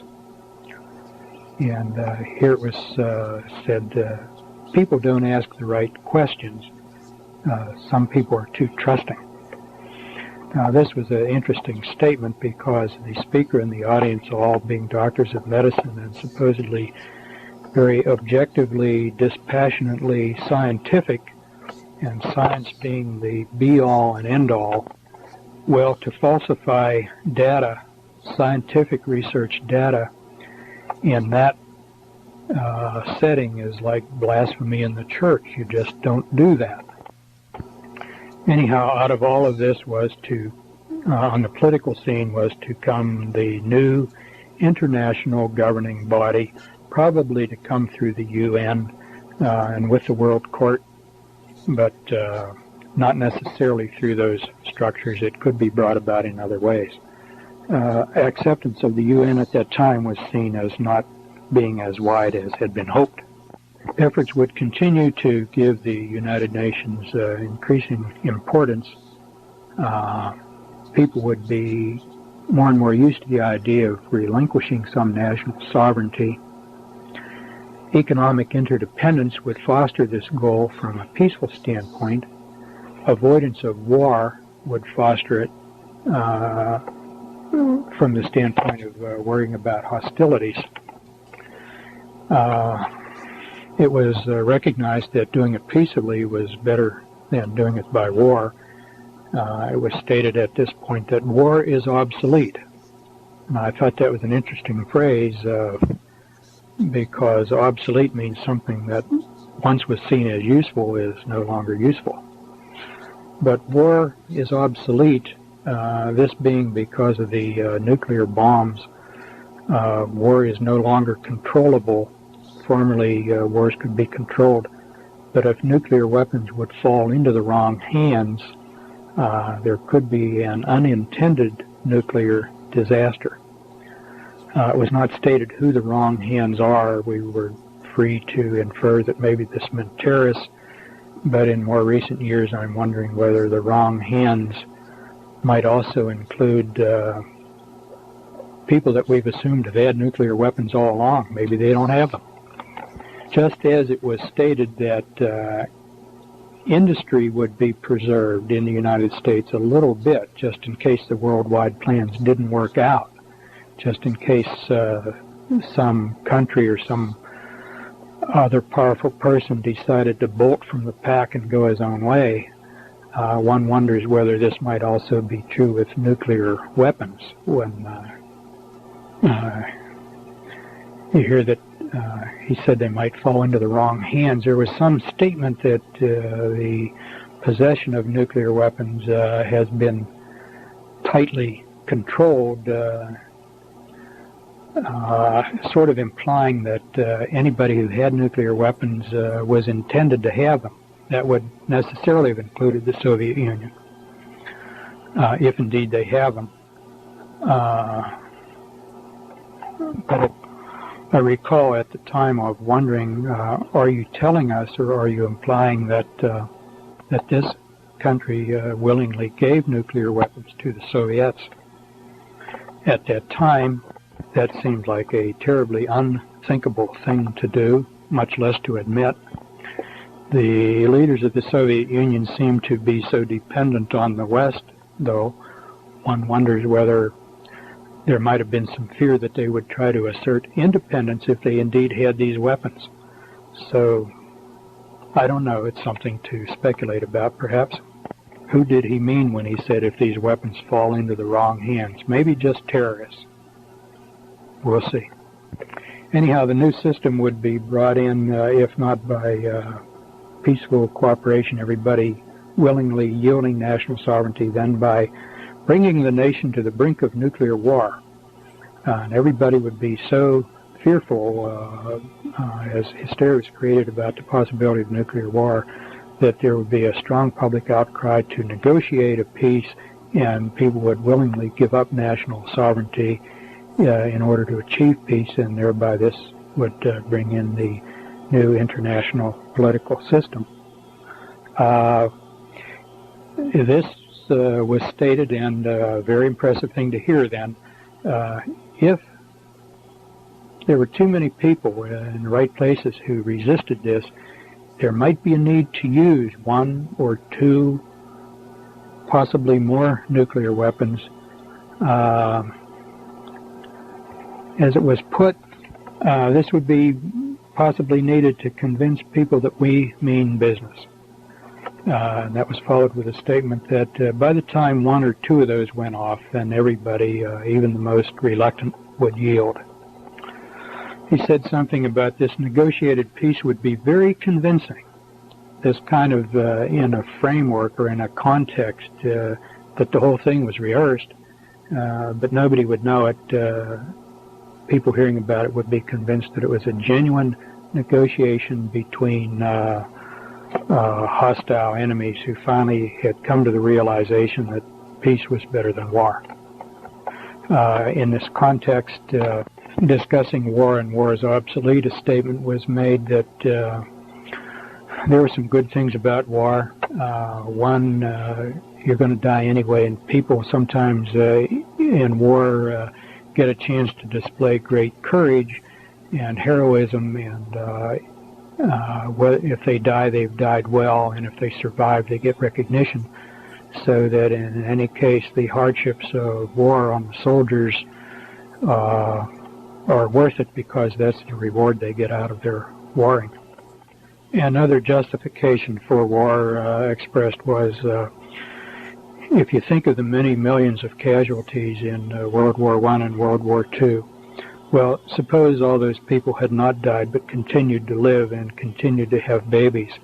There would be millions upon millions, and we would already be overpopulated. So those two great wars served a benign purpose in delaying overpopulation. But now there are technological means for the individual and governments to control overpopulation. So in this regard, war is obsolete. It's no longer needed. And then it's again, it's obsolete because nuclear weapons could destroy the whole universe. War which once was controllable could get out of control. And so for these two reasons, it's now obsolete. There was a discussion of terrorism. Terrorism would be used widely in Europe and other parts of the world. Terrorism at that time was felt would not be necessary in the United States. It possibly could become necessary if the United States did not move rapidly enough into accepting the system. But at least in the foreseeable future, it was not planned, and very benignly on their part. Maybe terrorism would not be required here, but the implication being that it would be indeed used if it was necessary. Along with this came a little bit of a scolding that Americans have had it too good anyway, and just a little bit of terrorism would help convince Americans that the world indeed is a dangerous place, or can be if we don't relinquish control to the proper authorities. There was discussion of money and banking. One statement was inflation is infinite. You can put an infinite number of zeros after any number and put the decimal points wherever you want. This is an indication that inflation is a tool of controllers. Money would become predominantly credit. It was already money is primarily a credit thing, but exchange of money would be not cash or palpable things, but electronic credit signals. People would carry money only in very small amounts for things like chewing gum and candy bars, just pocket sorts of things. Any purchase of any significant amount would be done electronically. Earnings would be electronically entered into your account. There would be a single banking system. It may have the appearance of being more than one, but ultimately, basically, it would be one single banking system. So that when you got paid, your pay would be entered for you into your account balance, and then when you purchased anything at the point of purchase, it would be deducted from your account balance, and you would actually carry nothing with you. Also, computer records can be kept of whatever it was you purchased, so that if you were purchasing too much of any particular item, some official wanted to know what you were doing with your money, they could go back and review your purchases and determine what it was you were buying. There was a statement to the effect that any purchase of significant size, like an automobile, a bicycle, a refrigerator, a radio or television or whatever, might be have some sort of identification on it where it could be traced, so that very quickly anything which was either given away or stolen, whatever, authorities would be able to establish who purchased it and when. Computers would allow this to happen. The ability to save would be greatly curtailed. People would just not be able to save any considerable degree of wealth. There was some statement of recognition that wealth represents power, and wealth in the hands of a lot of people is not good for the people in charge, so that if you save too much, you might be taxed. The more you save, the higher the rate of tax on your savings, so your savings really could never get very far. And also, if you began to show a pattern of saving too much, you might have your pay cut. People would say, well, you're saving instead of spending, you really don't need all that money. But basically the idea being to prevent people from accumulating any wealth which might have long-range disruptive influence on the system. People would be encouraged to use credit to borrow, and then also be encouraged to renege on their debts, so that they would destroy their own credit. And the idea here is that again, if you're too stupid to handle credit wisely, this gives the authorities the chance to come down hard on you once you've overshot your credit. Electronic payments initially would all be based on different kinds of credit cards. These were already in use in 1969 to some extent, not as much as now. But people would have credit cards with the electronic strip on it, and once they got used to that, then it would be pointed out the advantage of having all of this combined into a single credit card serving a single monetary system, and then you don't have to carry around all that plastic. So the next step would be the single card, and then the next step would be to replace the single card with a skin implant. The single card could be lost or stolen, give rise to problems, could be exchanged with somebody else to confuse identity. The skin implant, on the other hand, would be not losable or counterfeitable or transferable to another person, so you and your accounts would be identified without any possibility of error. And the skin implant, of course, would have to be put somewhere that was convenient to the scanner, for example, your right hand or your forehead. At that time when I heard this, I was unfamiliar with the statements in the book of Revelation. The speaker went on to say, now some of you people who read the Bible will attach significance to this, to the Bible, but he went on to disclaim any biblical significance at all. This is just common sense of how the system could work and should work, and there's no need to read any superstitious biblical principles into it. As I say, at the time I was not very familiar with the words of Revelation. Shortly after that I became familiar with them, and the significance of what he said really was striking. I'll never forget it. There was some mention also of implants that would lend themselves to surveillance by providing radio signals. This could be under the skin, or a dental implant put in like a filling, so that either fugitives or possibly every citizen could be identified by a certain frequency from his personal transmitter and could be located at any time or in any place by any authority who wanted to find him. This would be particularly useful if somebody broke out of prison. There was more discussion of personal surveillance. One thing was said, you'll be watching television and somebody will be watching you at the same time at a central monitoring station. Television sets would have a device to enable this. The TV set would not have to be on in order for this to be operative. Also, the television set can be used to monitor what you are watching. People can tell what you're watching on the TV and how you're reacting to what you're watching. And you would not know that you were being watched while you were watching your television. How would we get people to accept these things into their homes? Well, people would buy them when they buy their own television. They won't know that they're on there at first. This was described as being by what we now know as cable TV to replace antenna TV. When you buy a TV set, this monitor would just be a part of the set, and most people would not have enough knowledge of electronics to know it's there in the beginning.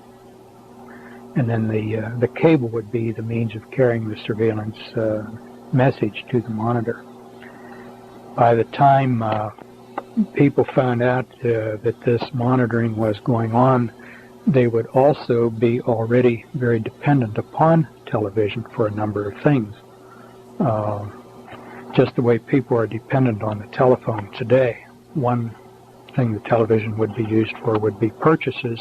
You wouldn't have to leave your home to purchase. You just turn on your TV, and there would be a way of interacting with the television channel to the store that you wanted to purchase, and you could flip the switch from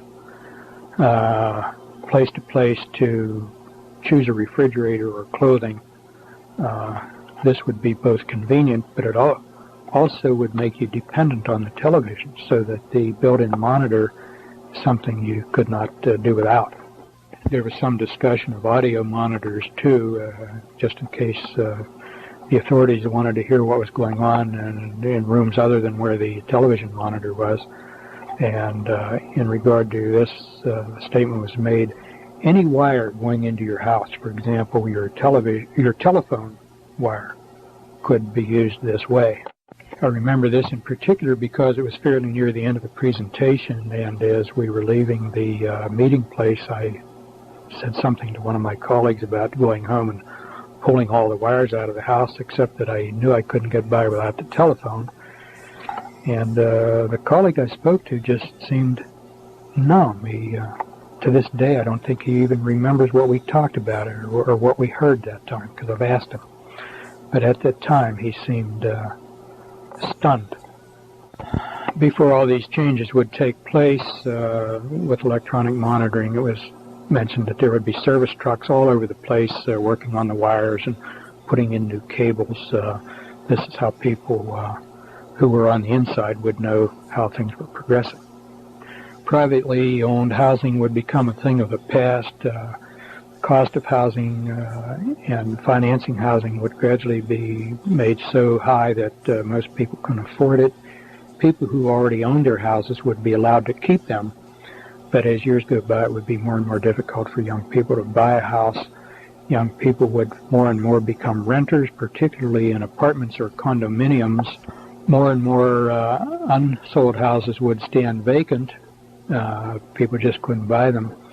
But the cost of housing would not come down. You'd right away think, well, the vacant house, the price will come down, people will buy it. But there was some statement that to the effect that the price would be held high, even though there was many of them available, so that free marketplaces would not operate. People would not be able to buy these, and gradually more and more of the population would be forced into small apartments which would not accommodate very many children. Then as the number of real homeowners diminished, they would become a minority. There would be no sympathy for them from the majority who dwelled in apartments, and then these homes could be taken by increased taxes or other regulations that would be detrimental to home ownership and would be acceptable to the majority. Ultimately, people would be assigned where they would live, and it would be common to have non-family members living with you. This by way of your not knowing just how far you could trust anybody. This would all be under the control of a central housing authority. Have this in mind in 1990 when the census comes out and they ask how many bedrooms in your house, how many bathrooms in your house, do you have a finished game room? This information really is personal and of no national interest to government under our existing Constitution, but you'll be asked those questions and decide how you want to respond to them. When the new system takes over, people will be expected to sign allegiance to it, indicating they don't have any reservations or holding back to the old system. There just won't be any room, he said, for people who won't go along. We can't have such people cluttering up the place, so such people would be taken to special places. And here I don't remember the exact words, but the inference I drew was that at these special places where they were taken, then they would not live very long. He may have said something like disposed of humanely, but I don't remember very precisely, just the impression that the system was not going to support them when they would not go along with the system. That would leave death as the only alternative. Somewhere in this vein, he said there would not be any martyrs. When I first heard that, I thought he meant that people would not be killed, but as the presentation developed, what he meant was they would not be killed in such a way or disposed of in such a way that they could serve as inspiration to other people the way martyrs do. Rather, he said something like this, people will just disappear. Just a few additional items sort of thrown in here at the end, which I failed to include where they belong more appropriately. One, the bringing in of the new system, he said, probably would occur on a weekend in the winter. Everything would shut down on Friday evening, and Monday morning when everybody wakened, there would be an announcement made that the new system was in place. During the process of getting the United States ready for these changes, he commented everybody would be busier with less leisure time and less opportunity for people to really look about and see what was going on around them. Also, there would be more changes, more difficult to keep up as far as one's investments. Investment instruments would be changing, policies, interest rates changing, so that it would be a difficult job just to keep up with what you had already earned. Interesting about automobiles, it would look as though there were many, many varieties of automobiles, but when you looked very closely, there would be great duplication. It would be made to look different with chrome and wheel covers and this sort of thing, but looking closely, one would see that the same automobile was made by more than one manufacturer.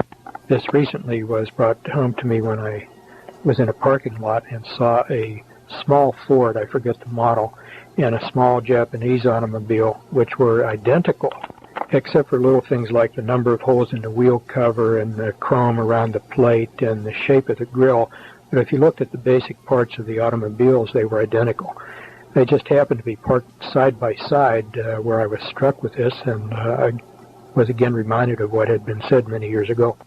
I'm hurrying here because I'm near the end of the tape, and let me just summarize by saying to hear all of these things said by one individual at one time in one place, relating to so many different human endeavors, and then to look and see how many of these actually came about, that is, changes accomplished between then and now, and the things which are planned for the future. I think there's no denying that this is controlled, and there is indeed a conspiracy.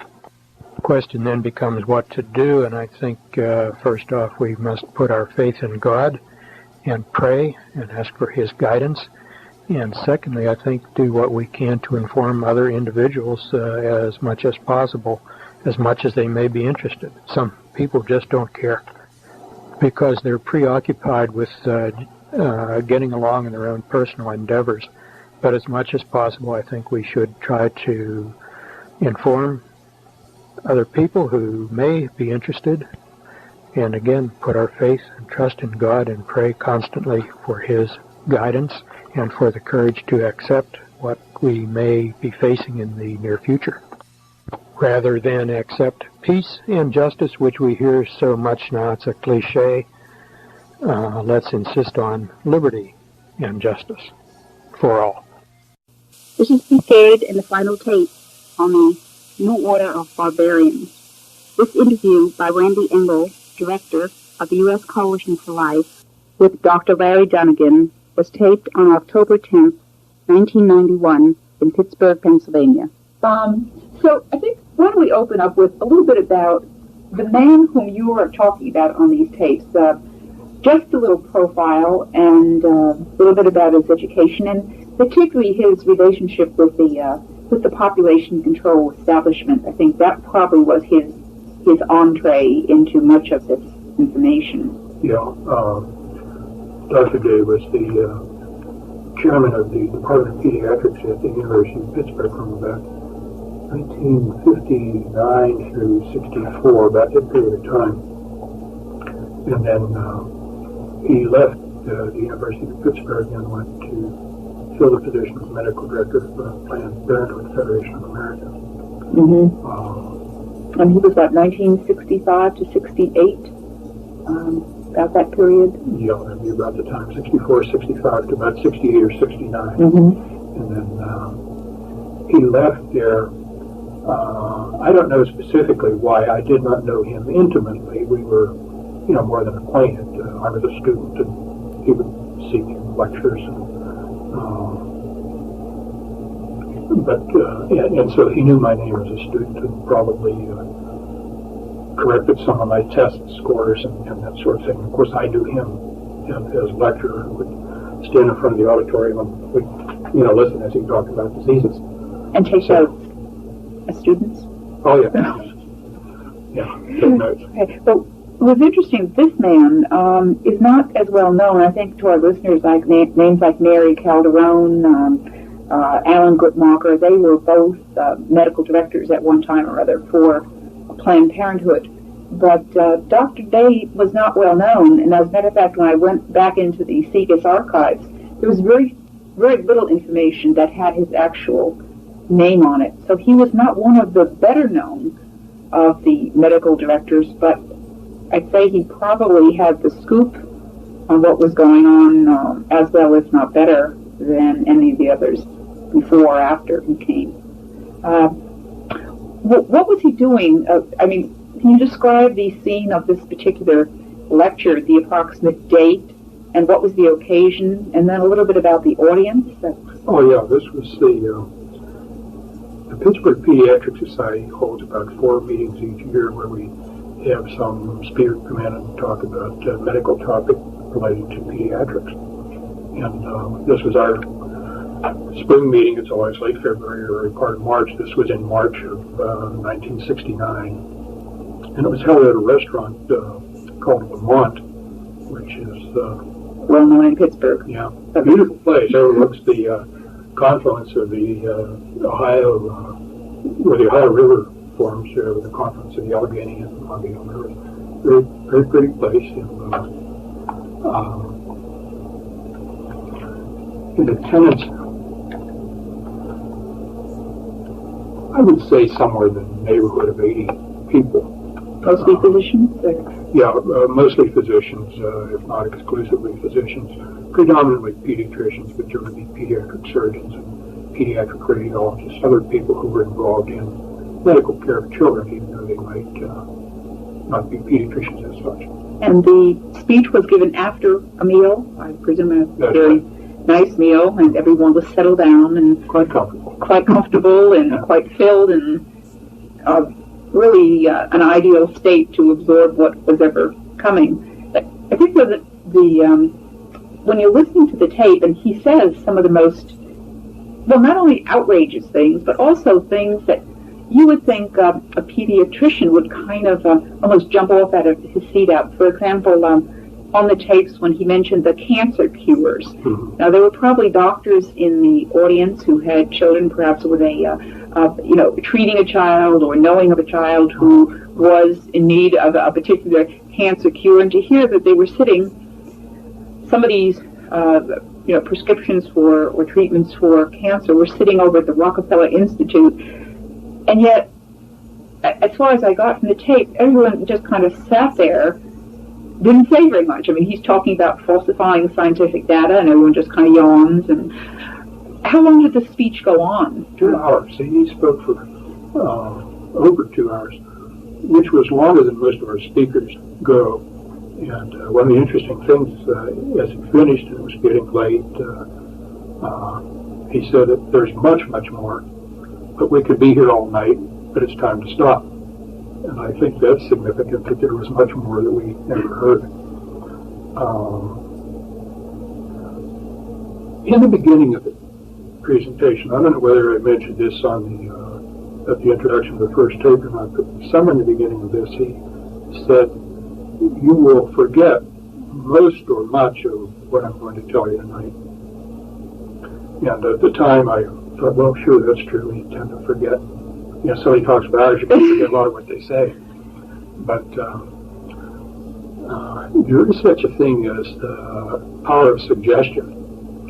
And I can't say for sure, but I do wonder if this may not have been a suggestion when we were all full of a nice dinner and relaxed and listening. End of an evening. We took that suggestion and forgot, because I know a number of my colleagues who were there when I would, some years later, say, "Do you remember when Dr. Day said this, or he said that, or he said the other?" And I'd say, "Well, yeah, I kind of, is that what he said? Yeah, I kind of remember that."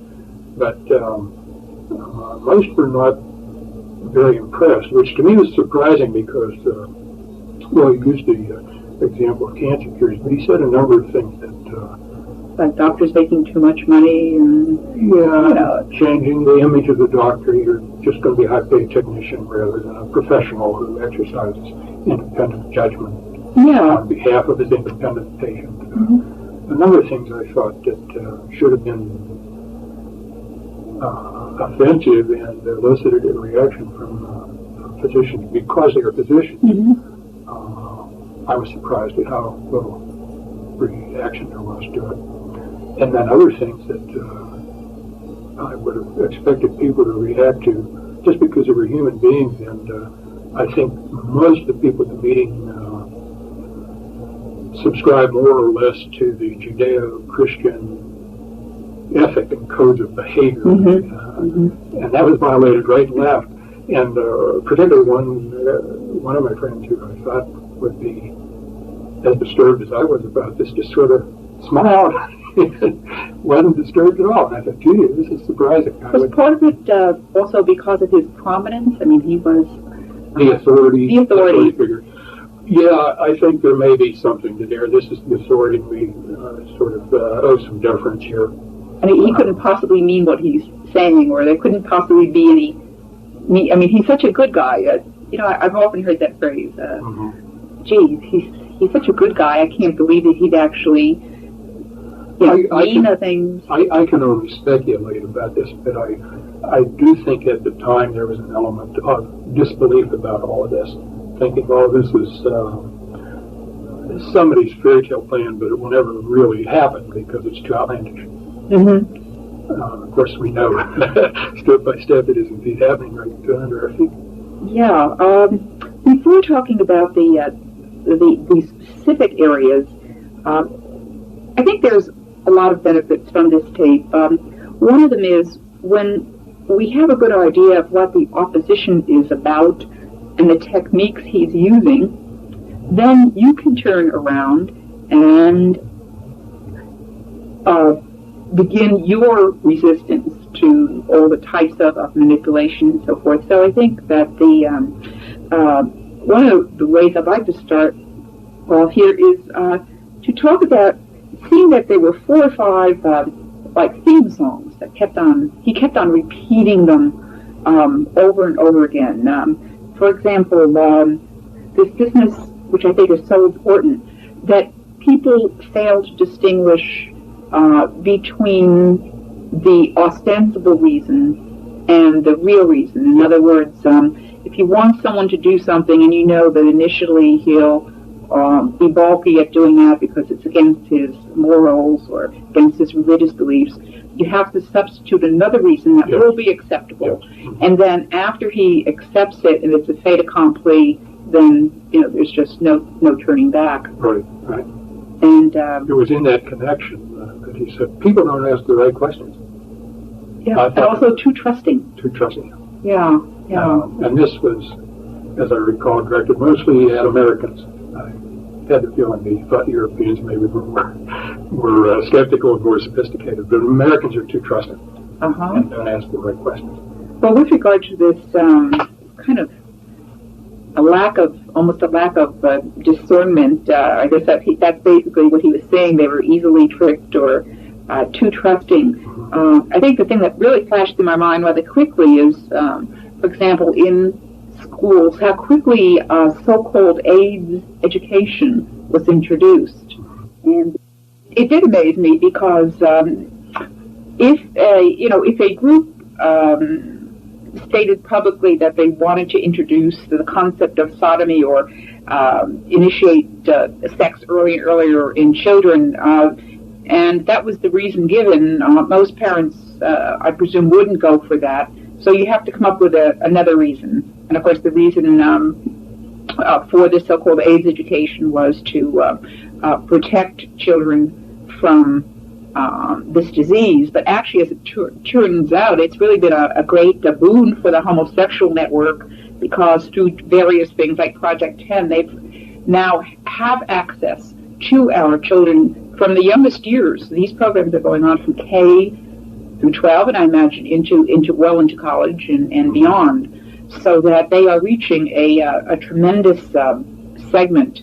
And speaking of children, I gathered that this speaker, he kept on making a point about, old people, they're going to go by the wayside. So I presume that the emphasis for these controllers or this New World Order is really an emphasis on youth. Would that be a... Absolutely, yes. Emphasis on youth. This was stated explicitly.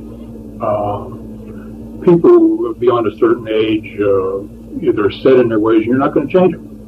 They have values, they're going to stick to them. But you get to the youth, when they're young, they're pliable, you move them in the direction you want them to go. So this is absolutely correct. They're targeting the young. They figure, you old folks that don't see it our way, you're going to be dying off, or when the time comes, we're going to get rid of you. But it's the youngsters we have to mold in the impression we want. Yeah, right. Which is common sense. I think most totalitarians have. Now, there's something about the homosexuality, too, I think, to expand on. I don't think this came out of the original tape, but there was. First of all, we're going to promote homosexuality, and secondly, we recognize that it's bizarre, abnormal behavior. But this is another element in the law of the jungle, because people are stupid enough to go along with this, aren't fit to inhabit the planet, and they'll go by the wayside. I'm not stating this precisely the way he said it, but it wasn't too far from there where there was some mention of diseases being created. And when I remember the one statement and remember the other statement, I believe that AIDS is a disease which has been created in the laboratory. And I think one purpose that AIDS serves is to get rid of the people who are so stupid as to go along with our pro-homosexual program. Let them wipe themselves out. Now it's hard for me to make clear how much of this is I'm remembering with great confidence and how much is pure speculation. But as I synthesize this, this is, I think, what happens. If you're dumb enough to be convinced by our promotion of homosexuality, you don't deserve a place, and you're going to fall by the wayside sooner or later. Right. We'll be rid of you. We'll select out the people who will survive are those who are also smart enough not to be deluded by our propaganda. Mm-hmm. Does that make sense? Well, it certainly makes sense for them, and I think also this early sex initiation has the overall purpose, which I think we'll get to in depth a little later, but of the sexualization of the population. When he said on the tape, basically anything goes, I think that is what we're seeing. It's not so much that, let's say, someone may not adopt the homosexual death style for himself, but as a result of the propaganda, he certainly will be a lot more tolerant of that type of behavior too. So it's a desensitization, even for the individual who doesn't go over and accept it for himself. With the power of propaganda, you dare not be against homosexuals, otherwise you get labeled homophobe. You dare not be against any of our program for women, otherwise you're a male chauvinist pig. It's like anti-Semitism. This label gets enough currency in the culture that people get shot being stuck with it. Yeah. So it's easier to keep quiet. Well, another theme was this business about change. Okay. And I wanted to get to change in relationship to religion and family, but during the period when I was hearing this tape, I remember going to a mass, and they happened to have at that point dancing girls on the altar, and so when I was sitting and was getting a chance to listen to the tape, I thought, as a Catholic, that has been, if you talk about the effective change, probably the most difficulty, and the hardest thing has been to watch our traditional Mass, that which Catholics have practiced, those things which they've practiced and believed for so long. And in about that time this tape or the speech was given, which was about late 1969, everything had begun to turn over on its head, so much so that I think many people feel that now when they go into a church where there is the Novus Ordo, you're almost in a constant state of anxiety because you're not quite sure. What am I going to encounter? What are you going to encounter now? We're going to have you look at the little songbook.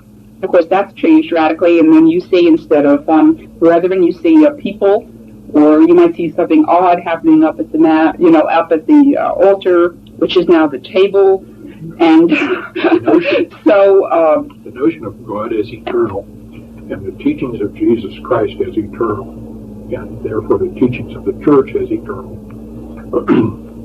depends on the authority of God, and God brings about change in God's way. What this boils down to me is these people say, no, we take the place of God. We establish what will change and what will not change.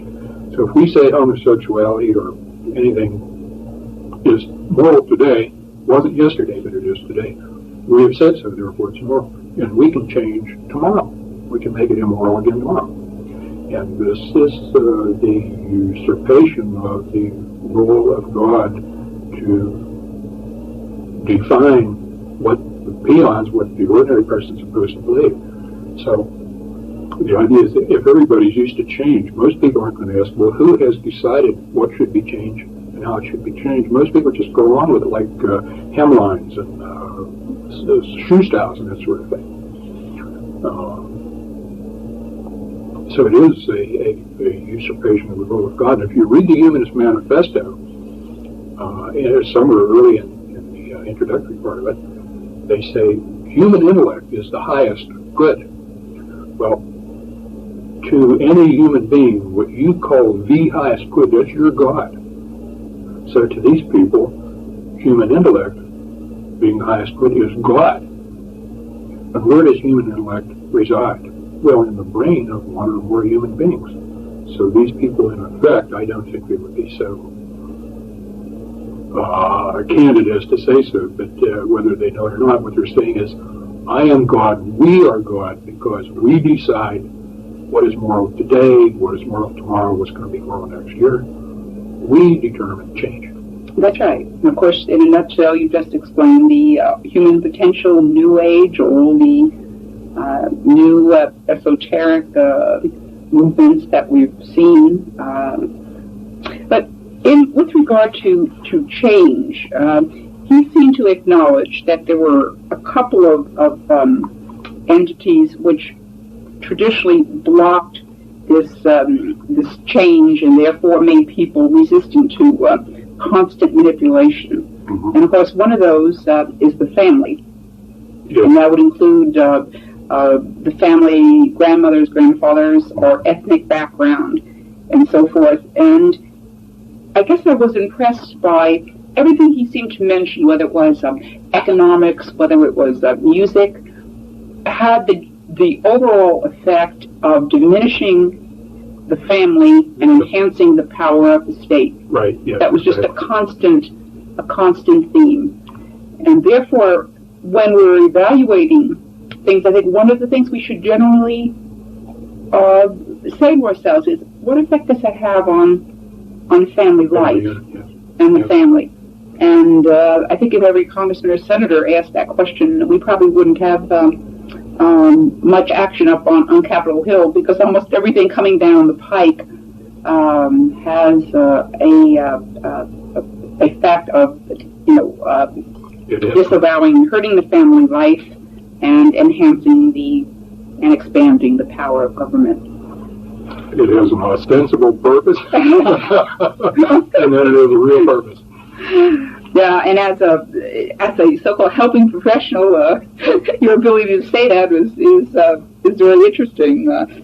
On that, the other, of course, factor is this whole factor of religion, and he was talking about basically a religion without dogma, religion that would have a little bit from all the other traditional religions, so no one would really feel uncomfortable. But actually, as he said rather condescendingly, some people need this, and if they need it, well, we'll manufacture something that they need.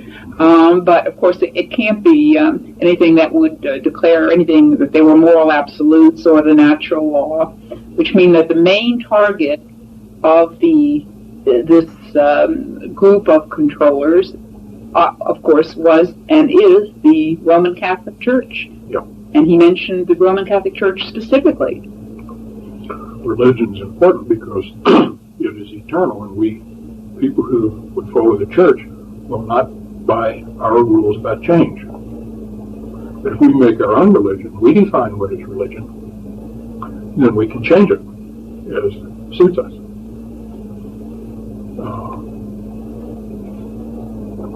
Yes, the Roman Catholic Church, I was kind of flattered sitting here as a Catholic, hearing it pointed out that the church is the one obstacle that he said we have to change that. And once the Roman Catholic Church falls, the rest of Christianity will fall easy. Mm-hmm. And I noticed, though, that as the conversation went on, he said, now, you may think churches will stand in your way, but I would just want to tell you that they will help us. Yes. And he didn't say they will help us all except the Roman Catholic Church. They said they will help us. Yes. And unfortunately, He was right. he was right. Yeah, now he didn't say this explicitly, but again, was one of those things that the themes that came through. He really thought the use of words was real important, because he mentioned this with regard to a number of things like the Bible, how, the very famous psychiatrist Miru mentioned that if you want to control people, then you control the language first, and words are weapons. He apparently knew that very well, and I think the controllers as a whole know this very well, and of course it's part of their campaign. But that little statement about words, that words will be changed. When I heard that, I thought, instead of saying altar, you say table. Instead of saying sacrifice, you say kneel. With regard to the mass, and people say, well, that's not important. Of course, what you end up with, of course, is you really know that that's very important. Otherwise, why would they bother to change it? Exactly. Why go through all this rigmarole of if it wasn't important? It's obviously important for them because they know with changing the words, you change ideas. They're exerting a lot of effort and time to change it, and they're not exerting their effort on things that are unimportant. So, yes, you're absolutely right. The priest is the presider. He no longer has the role. In some cases, he no longer has the role that the priest formerly had. Yes, those words are, because words carry meaning. There's the dictionary definition, but I think we all know certain words carry meaning that is a little bit hard to put into words, but they carry meaning. So yes, that's controlling the language. You think in your language, you think yourself in English or Spanish or whatever languages you're familiar with, but when you think, you talk to yourself, and you talk to yourself in words, just the way you talk to other people. That's right. And if you control the language with which one person speaks to himself or one person speaks to another, you've gone a long way toward controlling what that person is able, what he's capable of thinking. And that has both an inclusionary and an exclusionary component to it. You set the tone with... Take the word gay, for example. Take the word gay. That's a good one. I have some old tapes by Franz Lehar, and then he talks about the gay hussars, the happy soldiers, and now you couldn't quite use that same word, could you? Not. Get away with it? So they take offense and will injure you. But again, the word homosexual, sodomite, has been replaced with the term gay. It represents an ideology, not only a word. And when you use it, it's tacit to saying, yes, I accept what your interpretation of this is. And they probably had a committee working for months to pick out which word they were going to use. And gay carries a connotation which, first of all, is inaccurate. Most homosexuals are not at all gay. They tend to be pretty unhappy people. Yes. Despite all the publicity telling them that they can and should feel comfortable what they're doing, most of them deep down inside don't accept have a conscience which says otherwise. Yeah. And homophobia is another one. Yes, but one can hardly wait. I suppose they're going to come up with a sadophobia for those who have a hang-up with sadomasochism, and they'll have a pedophobia for those who have difficulties with being a pedophile. We can just look forward to this type of thing. I guess we can look forward to them to the extent that we permit ourselves to permit the opposition to have access to the brain. And to dictate the terms we use. Sex education is not education. That's right. It's conditioning, and we should never use the term sex education. It's a misnomer. If they control the vocabulary, then they control the way we can think and the way we can express ideas among ourselves and to anybody. But sex conditioning, sex initiation is much more accurate, and we should insist on that. We should never use terms homophobia and gay. Homosexual is homosexual. It's not at all gay. That's right. that we're going to have to probably do some homework.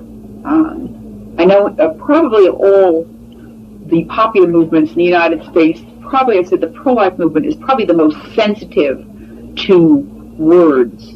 I remember when I was sitting down and listening, talking about media events and access to the brain. I remember that the first speech that Bush gave, in which he talked about the New World Order. And I remember jumping halfway off my seat, the term that here he is, the president, he's saying New World Order as if it was, something everyone knew about. And someone looking across the room, so what do you, I heard that, what did he say? What did he say? He said, well, he said New World Order. I said, well, what does that mean? Why is that extraordinary? But anyway, so one of the things, I think, one of the weapons that we have against the controllers is the knowledge that if we can cut off his access to our mind, then we have a shot at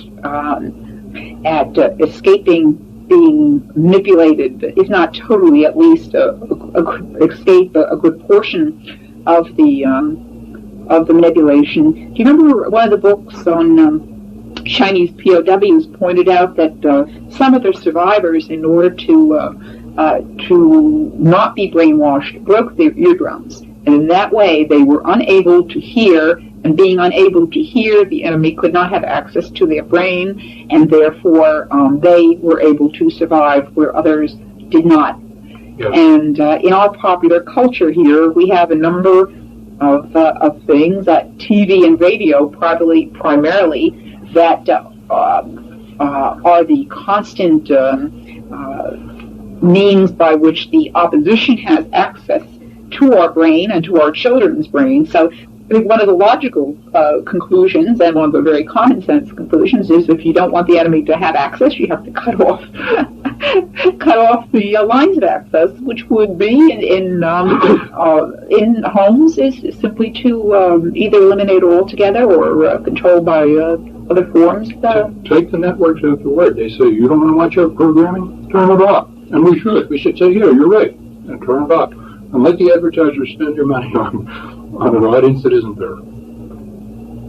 I thought, as a pediatrician, I'm always interested in how kids do things and how kids are like adults. And what you're talking about, international politics where one nation goes to war against another, or kids on the playground. There are certain things that are common. It's just that the kids on the playground do it on a smaller scale. But you mentioned cutting off access to your brain. Somebody says, I don't want to hear it. And I remember kids on the playground, I'm sure we've all seen this. Somebody saying, yeah, Jimmy, and they're teasing the kid. What's he do? He puts his hands over his ears. He said, I'm not going to listen. And the kid who wants to torment him will try to pull his hands away and be sure that he listens. And it's the same thing.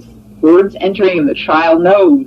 Words have meaning, they're hurting him. Goebbels knew it, Lenin knew it, CBS knows it.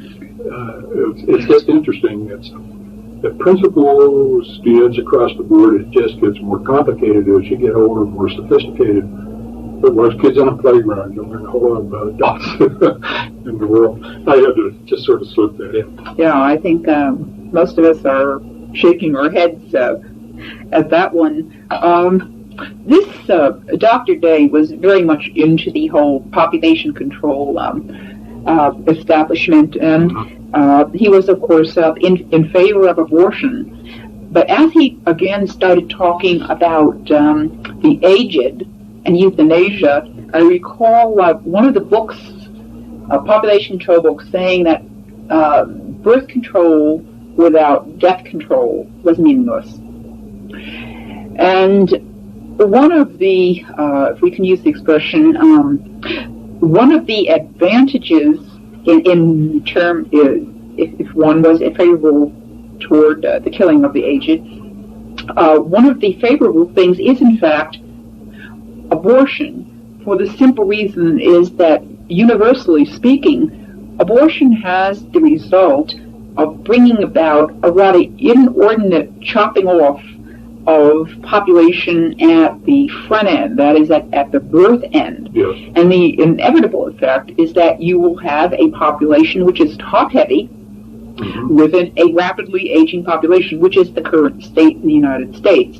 So inevitably, if you are going to go about killing the young, especially at the pace we seem to have adopted ourselves to in this country, then invariably you're going to have to do something about all those aging populations, because the few children who are born, after all, they cannot be expected to carry this tremendous burden of all these people. So you're cutting one end. That's right. And therefore, inevitably, as you pointed out on the tape, he was saying, well, these few young people who were permitted to be born will really feel this inevitable burden on them, and so they'll be more desensitized. They'll be more warmed up to the idea of Grandma and Grandpa having this little party, and then shuffling off to the wherever they shuffle off to, and whether it's taking the demise pill or going to a death camp. Or there was a movie out some years back called Soylent Green. Oh yes. Do you remember Soylent? Yes, I remember it very distinctly. And Charlton Heston was I only saw parts of the movie. I never saw the whole thing from beginning to end. But Edward G. Robinson went to sit in the theater and he listened to Beethoven's Pastoral Symphony. That's right. As he was to take his demise pill. That's right. In fact, we also made the point that, of course, the food that the people were eating were each other. Right. Just, and there's but that's as he said, as long as it's done with dignity and humanely, like putting away your horse, which is it's a little bit like pornography. Years back, when kids would come across pornography, it was always poor photography and cheap paper. And Playboy came out with the glossy pages and it was really good photography.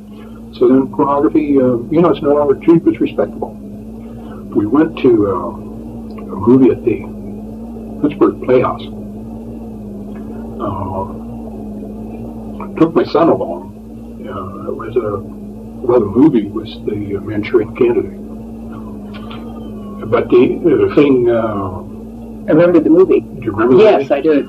Well, during the previews then of other things that were going to come, it was a movie, whose title I don't remember, but it was well photographed in Technicolor with classical music in the background, and it was a pornographic movie. And I remember saying, well, if you have a guitar, then it's pornography. But if you have classical music, that converts it into art. It was pornography. So, just another example of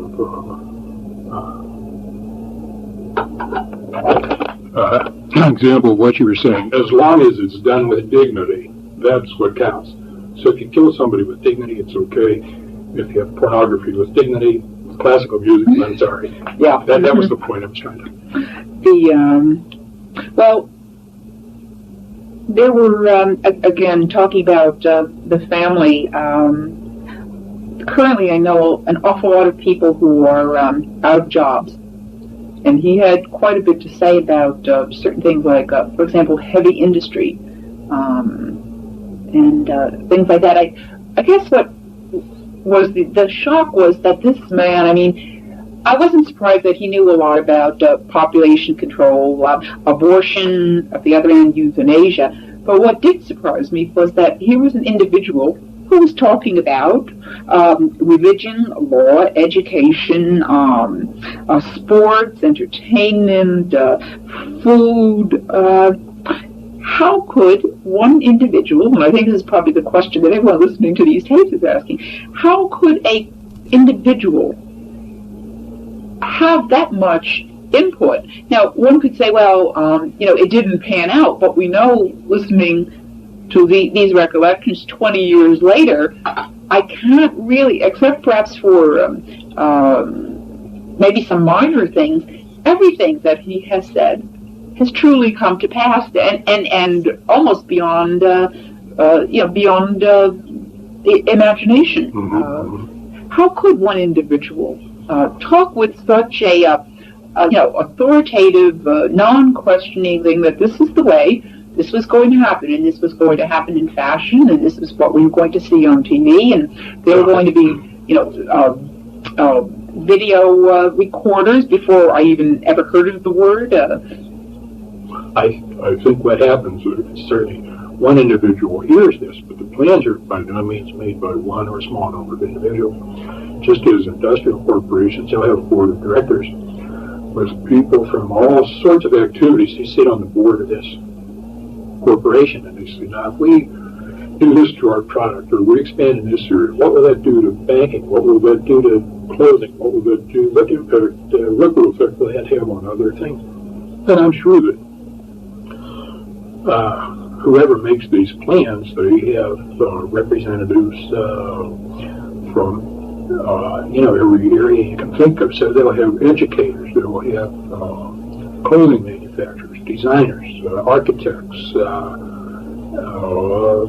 every aspect of human endeavor, across the board. And then when I'm sure they get together and have meetings and plan, and everybody puts in his input, just the way a military operation does. Mm-hmm. What will the Navy do? Will they bombard the shore? What will the Air Force do? Will they come in with air cover? What will the infantry do? It's the same thing. These people, when they plan, they don't miss a trick. They have experts in every field. They say, now if we do this, that, and the other, John, what will that do to your operation? And John will be in a position to feedback. Well, here's what I think would happen. So it certainly covers a broad range of people, and for one individual to be able to say all of this in the 2 hours that he spoke to us really tells us that he was privy to a lot of information.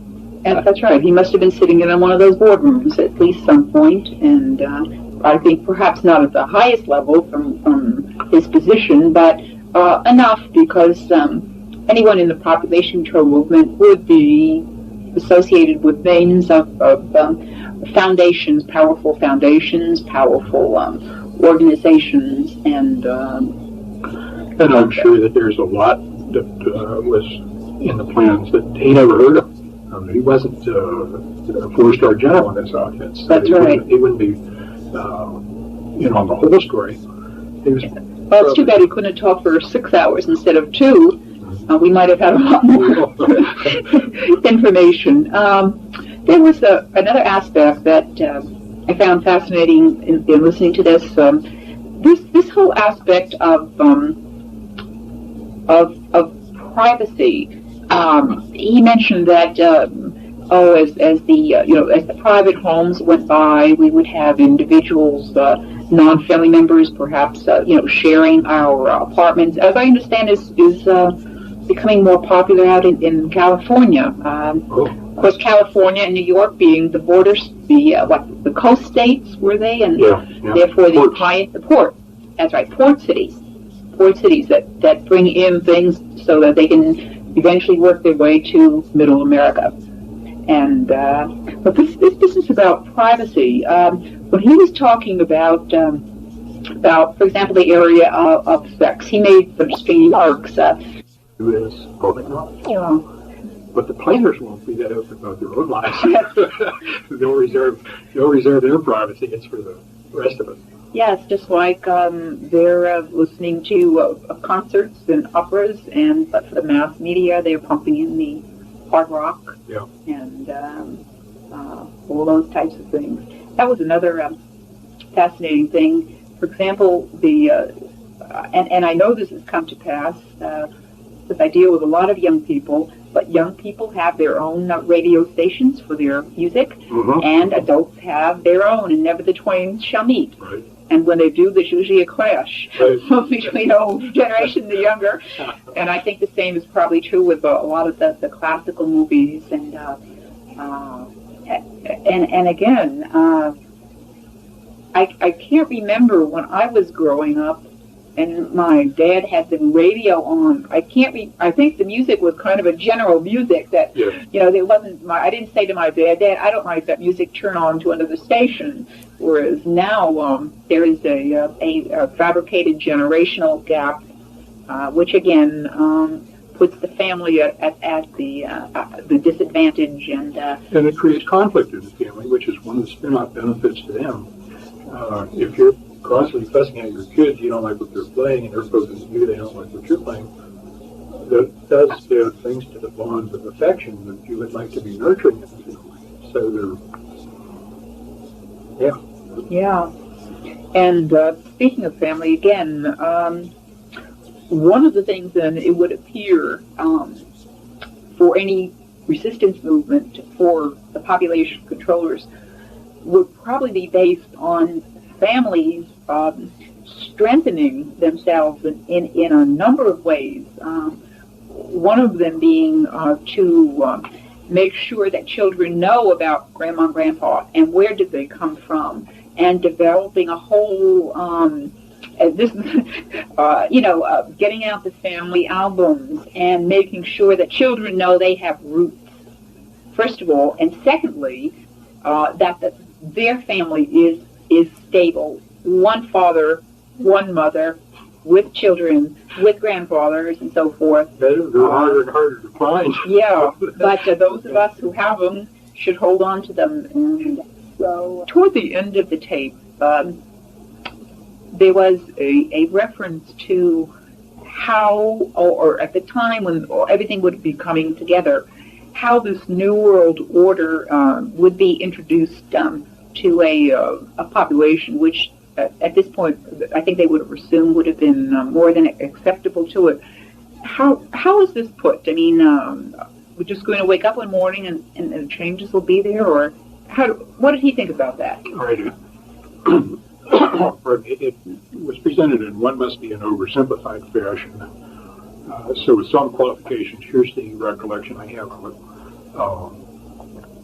That in the winter, and there was importance to the winter, on a weekend, like on a Friday, an announcement would be made that this was in place, or about to be in place. That the order, the new order. The New World Order was now the system for the world. Mm-hmm. And we all owe this New World Order our allegiance. And the reason for winter is that,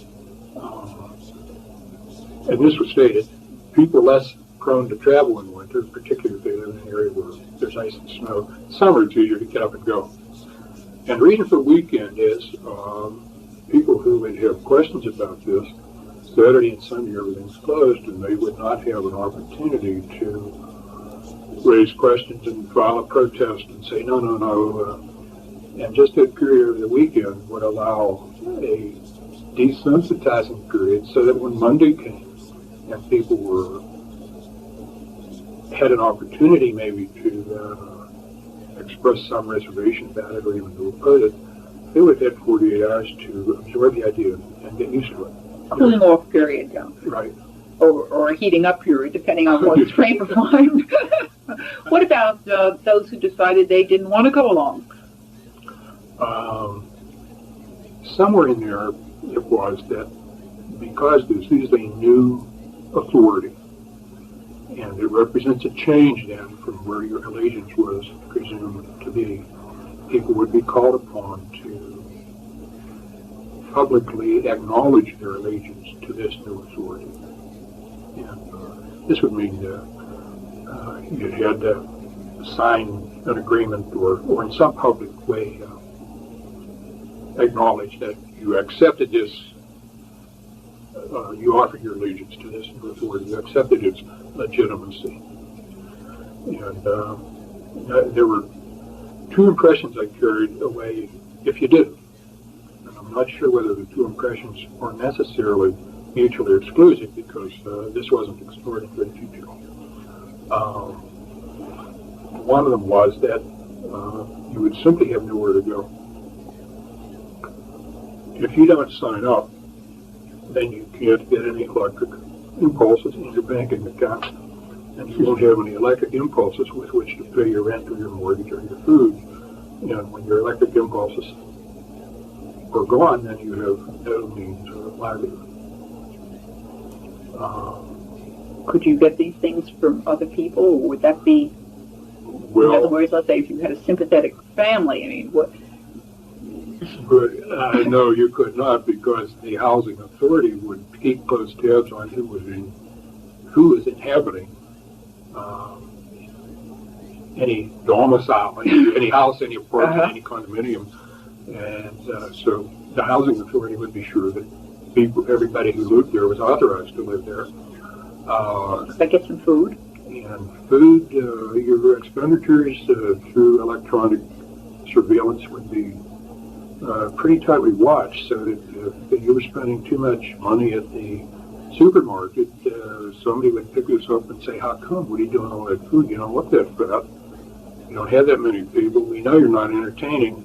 What are you doing all that food?" And these things then would alert the... I have 7 people in my basement who object to the New World Order, and we're feeding them, and then they said, well, one has to go. They don't belong there, and you can't feed them, and since you're sympathetic to them, maybe your allegiance isn't very trustworthy either. So, well, yeah, we see this really, I think the Chinese experience tells us a great deal about certain things. For example, when they wanted to enforce the one-child family, what did they do? Well, of course, they cut off all education for the second child.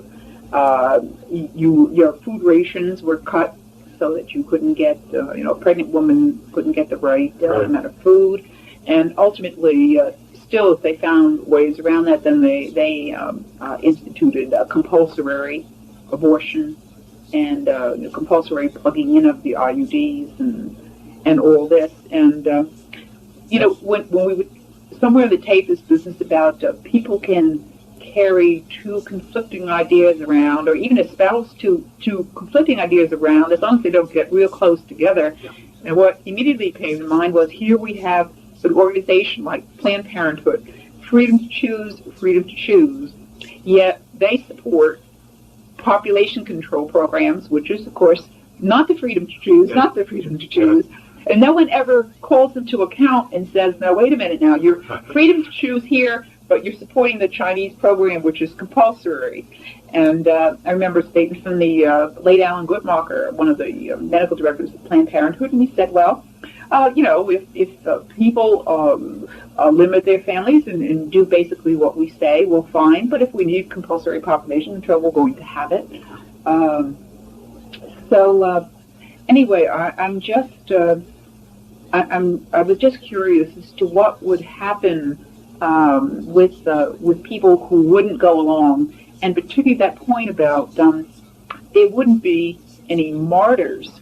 And that was significant because I can recall, having watched some movies about the Third Reich, that many times they would come late in the evening and people would be taken from their homes, but neighbors would never then ask, where did they go?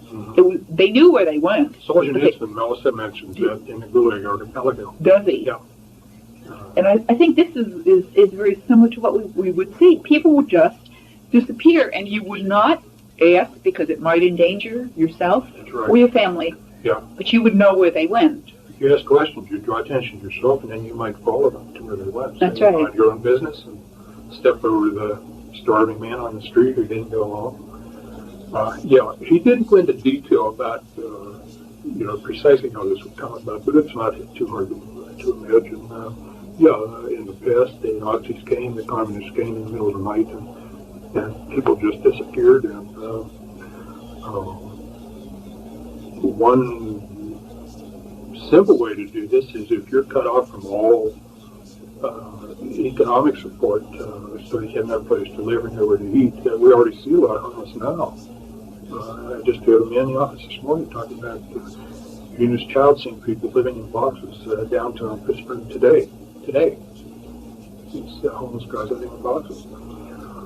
Well, when the New World Order's here and you're living in a box, we can't have people littering, like trash, So you come around with the wagon and you pick them up. frame of mind as you're growing up informed is that human value resides in being productive. You have to have a prestigious position, or at least perform something useful. Make a contribution. And a truck comes by to pick up some guy who's living in a box and he's not making any contribution. Who's going to get excited about it? He's subhuman. He's a fetus. He's a zygote. He's a derelict. Fetuses and zygotes and derelicts all are the same animal. So what do you do? Dispose of them. Who gets excited about it? You mentioned animal. I recall that when the Chinese communists came into power, one of the first things that they taught in schools was not any thoughts about specific political ideology, but evolution, that man was just an animal. And if man is just an animal, then we won't mind being herds and having masters who keep tabs on the animals. And we're one big ant colony, and we've got someone to direct traffic. And and speaking of traffic, getting back to, we talked about the agent, and again, people hearing this tape, it's phenomenal how many times the things on this tape will hit you. I just came back from New Jersey, which has a lot of retirement-type villages, and I've been there over a period of years, and there's a structure around a retirement home which has been uncompleted. It has to at least be 2 or 3 years. Now, they've recently completed it. It's kind of a roadway, but I think it would be easier to get out of a complex at a playland. It is so complicated, and yet the whole region has elderly people driving, and here we are, a fairly middle-aged couple, and for the life of us, we couldn't figure out how we were going to get out, what we were going to do. And so I asked some of the residents, I said, doesn't it bother you that they haven't fixed this road for years, and now they're coming up, and this thing is so complex, you just can't go across the street, which would have been the logical thing. You have to go down, and they have a jug handle, and you have to go over and under, so it takes you so long. And the woman replied to me, well, we just don't go out. We just don't go out. So here we are, this little retirement village where they have made it very difficult for a population. Maybe there's 40 or 50, actually probably more than that, several hundred homes in this plat with only one exit. And the exit involves such a great deal of bother that they said, we try to just cut down on the numbers or the times we have to go out shopping. Right away, it makes me wonder if it's difficult to get out, it's also difficult to get in probably for visitors. These retirement homes kind of remind me of like an elephant burial ground. You know what I mean? Because there's no, the one thing you notice is there's no children. There's not the laughter of children in these homes. My experience has been that people in like retirement homes, nursing homes, when they see a child, they just blossom. They're really delighted to see a child. Sure, they're happy to have their sons and daughters come, other adults, but when they see a child, it doesn't even have to be their own. It just has a very beneficial effect on their mood. And if these older people aren't seeing children, the other side of that coin is the children are not seeing older people either. That's right. So if you don't get used to seeing older people, they don't exist. That's right. And that, I think, is another interesting angle on what you said about and that's why, again, with the family, making sure your children see their grandparents very often, no matter how much that entails. The trouble is of the logistics is certainly worthwhile, because again, if you never see someone and you don't learn to love them, and you have no contact with them, when someone says, "Well, it's time for your grandpap to check out," well, who's that? Who's going to defend and fight for someone that they never even saw before? I remember one of the phrases. This is, again, so many of these things. You only have to hear them once, and they stick in your mind. Yes. They're so jarring. Yeah. Was this, we've already discussed sex without reproduction. Mm-hmm. Then he also said the technology would be there for reproduction without sex. Right. And this seems to me, this is a whole nother area, because one of the, again, contradictory things occurring, because you would think, well, if a land is so-called overpopulated, then you would want to diminish sexual activity, or, you'd want to get rid of pornography, you want to get everything that was sexually stimulating. But no, it's just the contrary. You want to increase sexual activity, but only insofar as it doesn't lead to reproduction. Right. That was the message, right? That leads, and this is my own extension, he didn't say that, but that leads to slavery, because if you become enslaved to your gratification, whether it's sex, food, or whatever, then you're more easily controlled, which is one of the reasons the celibate priesthood is so important, and so many priests don't even understand that. But if you're addicted to sex, if sex is just divorced from reproduction, sex is something that you do for gratification only. I won't try to parallel with food, because you can't go without food. Then you can be more easily controlled by the availability or the removal of the availability of sex. So that can become an enslaving feature. Now, reproduction without sex, what you would get then is a product which has all the desirable attributes of a human being without any claim to human rights. The way we do it now, you say, well, you're human because you have a father and a mother, and you have a grandfather and Uncle Fred and a family, so you're a human being, you have human rights. But if your father was a petri dish and your mother was a dust tube, how can you lay claim to human rights? Not too much warmth there, is there? You owe your existence to the laboratory, which conveys to you no human rights. And there's no God, so you can't go for any God-given human rights. So you're an ideal slave. You have all the attributes of a human being, but you don't have any claim on rights. Mm-hmm. Well, in Brave New World, if you remember, they had the caste system, the alphas, the omegas, and so forth. Yeah. And the lowest caste, the way they brought about the different caste systems was that in the decanting room or the birthing rooms, the individual who was to be, let's say, to do menial labor or slave labor, work in the mines, they received just a little bit of oxygen to the brain, so that they learned to love their slavery, and they were very happy because they didn't know any better. They didn't have the brains or the wherewithal to do things. But of course, the higher in the caste you got, the more oxygen was given to your brain. So we actually had a group of subhuman beings, who would be at the, as you say, slaves essentially, and but they would love their slavery. Mm-hmm. See, in the past, slaves probably haven't loved their slavery very much, but in this case, we have this technology which will make people love their slavery, and each caste loved being what they were in Brave New World. Yeah.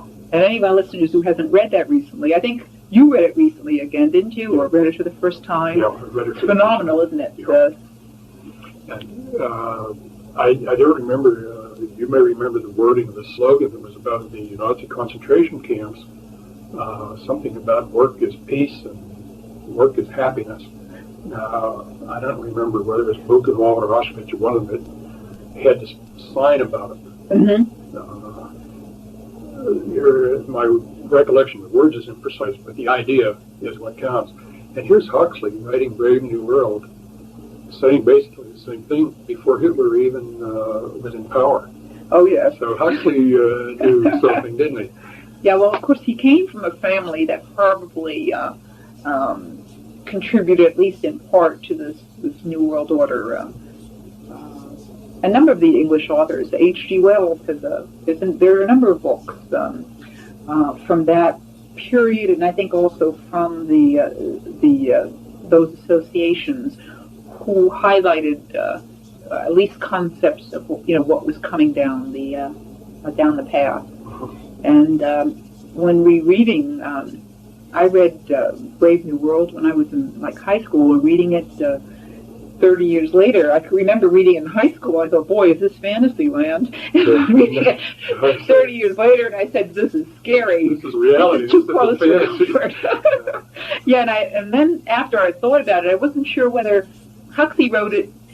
You know, there seems to be some type of the similar thinking between his writings and then this talk given by Dr. Day, because you get a kind of a mixed message in Brave New World that these things are not really quite good. It would be better if man still had a sense of humor, if he still had a sense of privacy, if certain things, the family still existed. But it's inevitable. They're going to go. Too bad. You know, I feel a little sorry about that, a little sentiment. But the new order has to come in, and we're going to have to make room for it. And I got that same impression.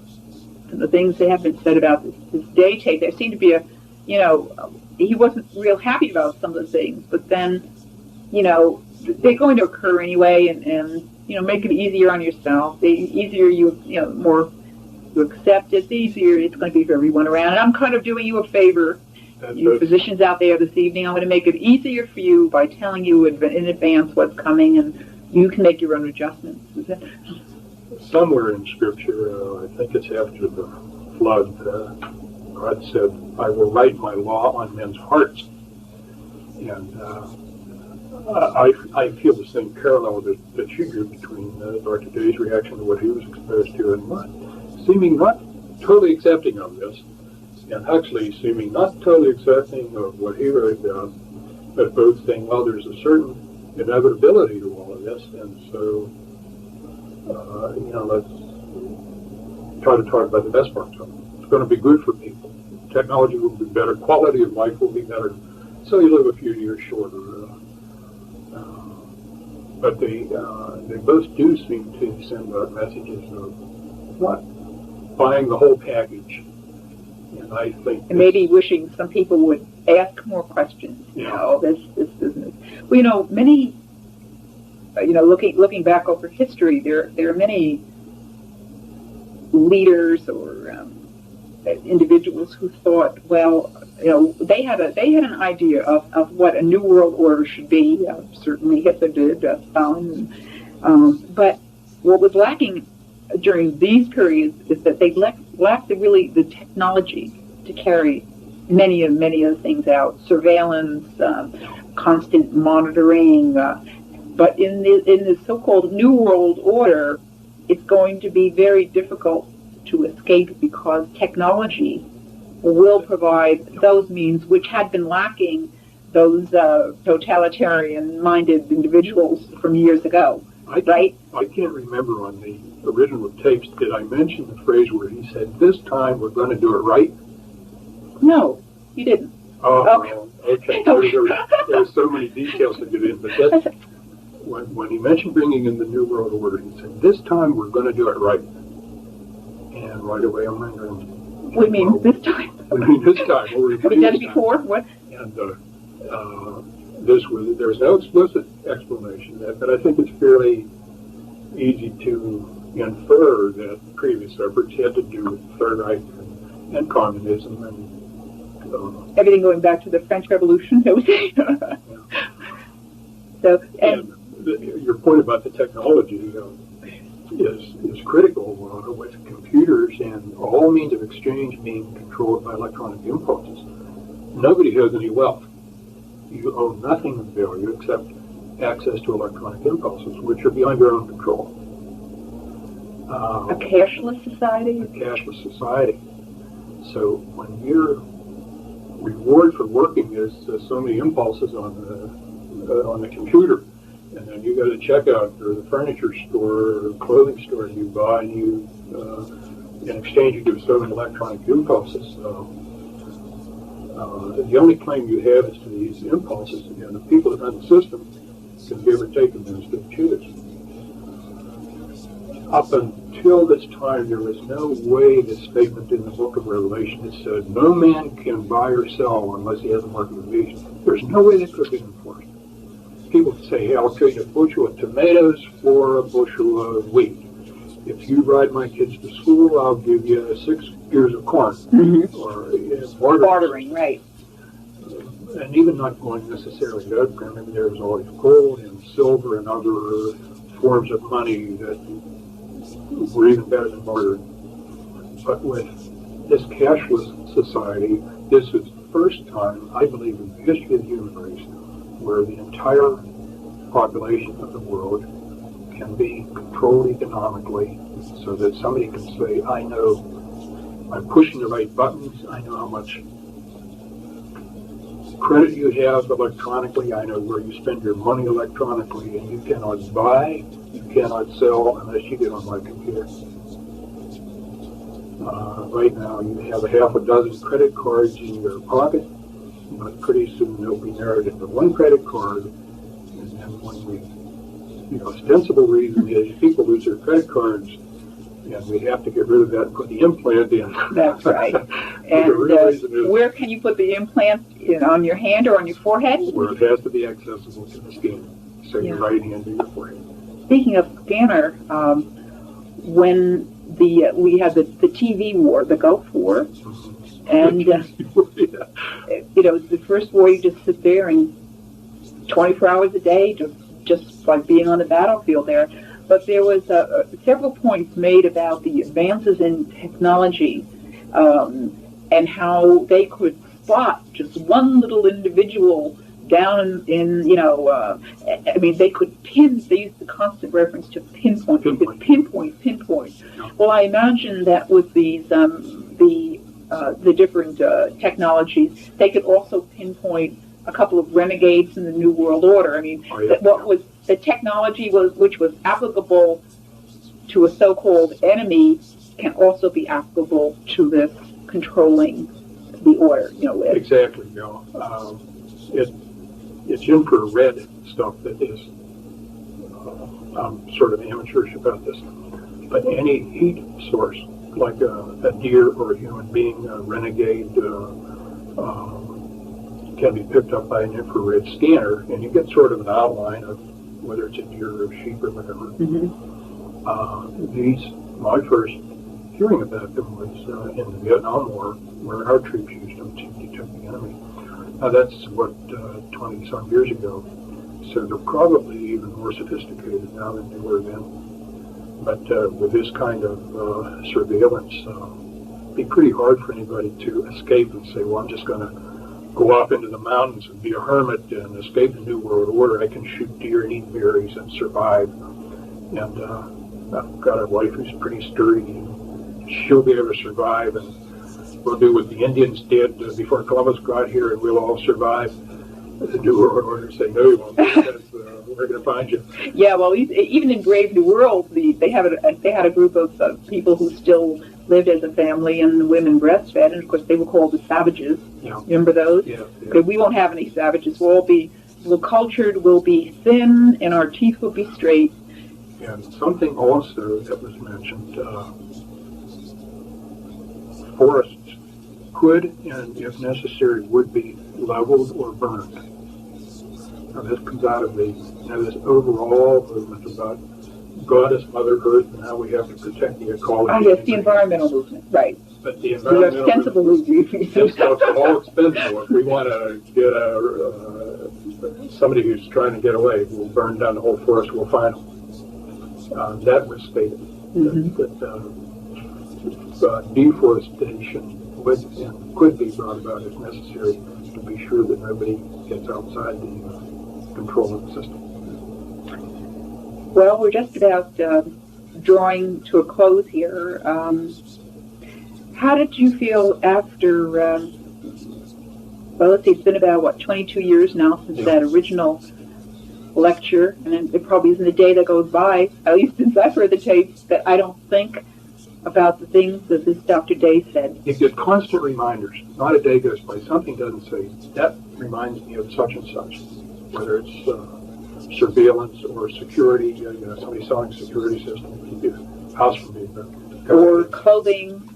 Or I opened up a toy catalog the other day, and I noticed that there didn't happen to be any baby dolls in the toy catalog. Of course, going back to the idea we don't want little girls to be thinking about babies. They only had one little doll, and it was kind of an adult doll, and nothing that would raise anyone's maternal instinct there. Well, Doc, what's the prognosis? Well, left to man alone, I think the technology is already here,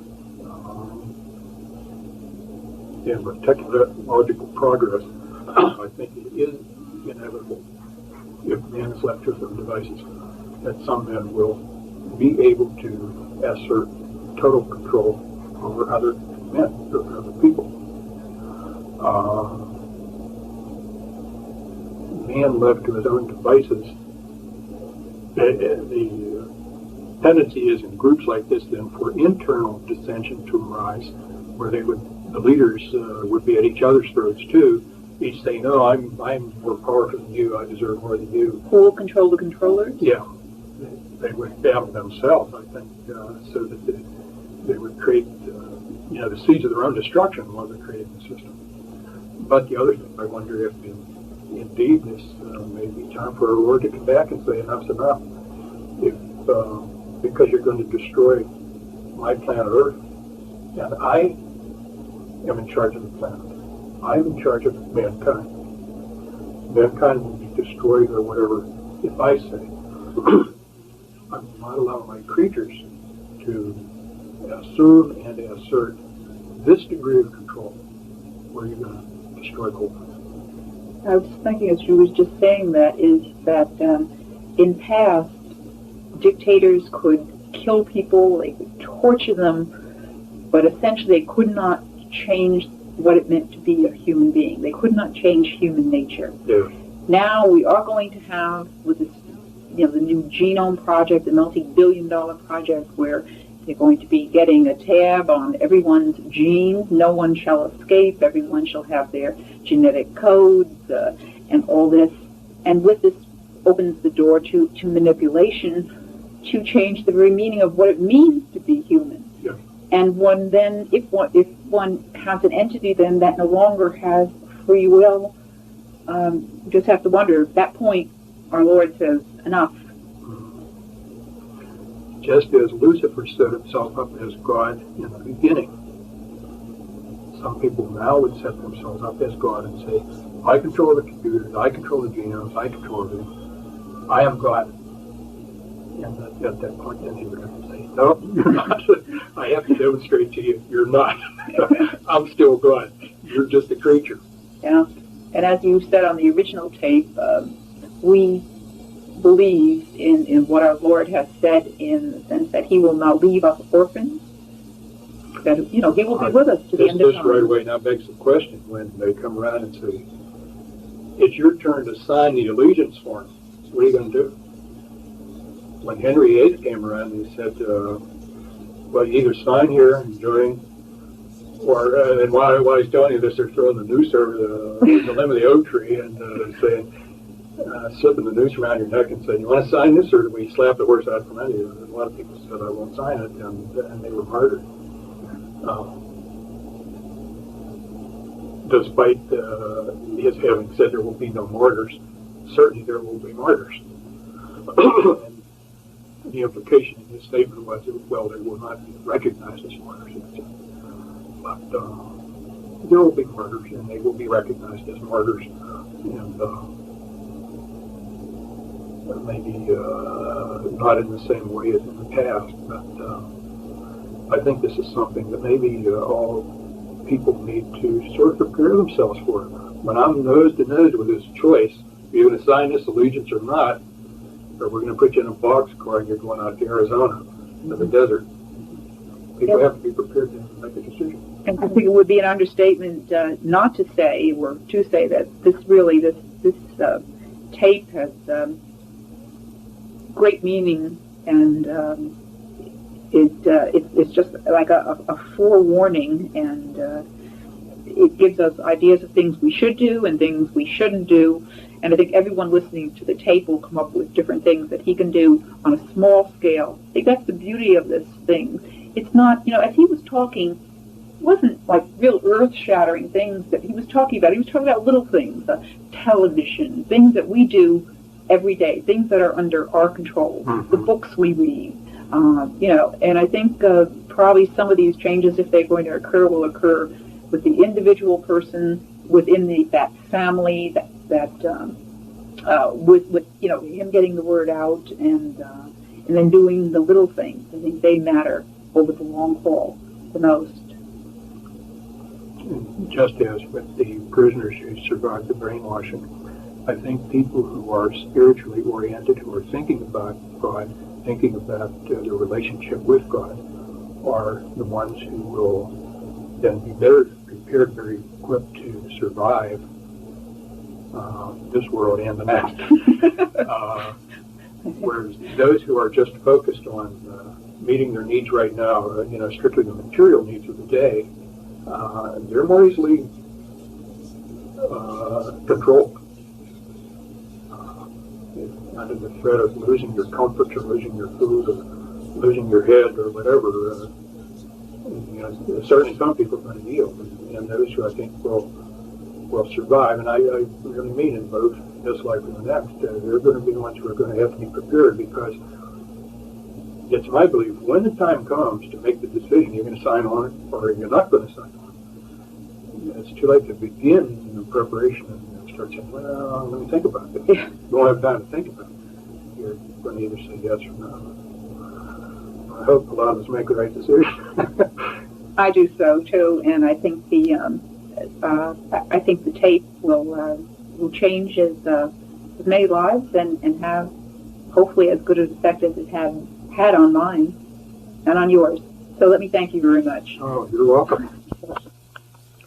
For further information, please contact the U.S. Coalition for Life, Box 315, Export, Pennsylvania, 15632.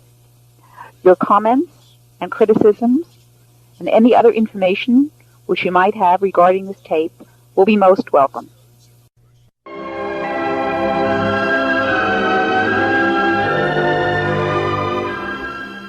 Well, this is Dr. Stan here at Radio Liberty, coming to you from the hills overlooking beautiful and picturesque Monterey Bay and bringing you the story behind the story, the news behind the news, hoping to convince you that reality is usually scoffed at and illusion is usually king. But in the battle for survival of Western civilization, it's going to be reality and not illusion or delusion that's going to determine just what the future will bring. Now, I want to introduce to you Dr. Lawrence Dunegan, and Dr. Dunegan is a pediatrician. He practices in the eastern part of the United States, and he's been practicing for 30 years.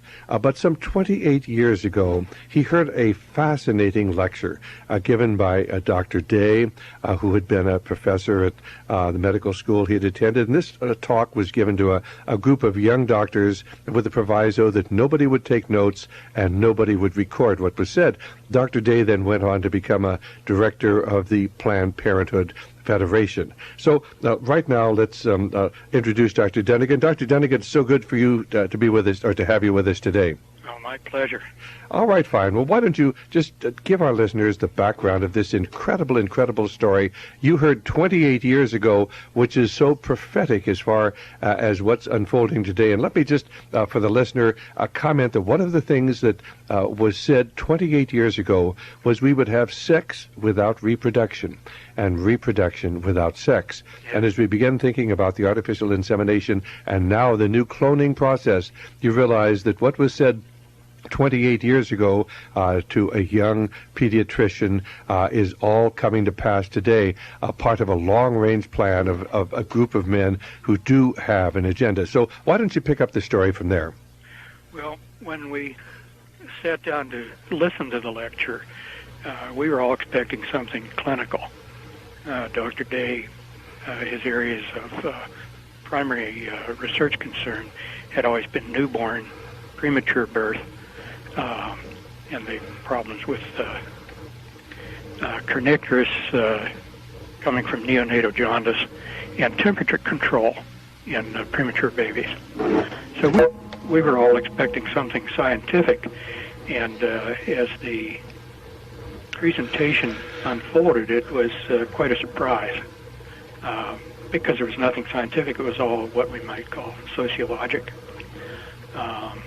And as you alluded a while ago, Dr. Day had indicated that he wanted to see nobody taking notes or using a tape recorder because the things he was going to talk about, actually he said in the process, if you ever quote me on these things, I will deny them.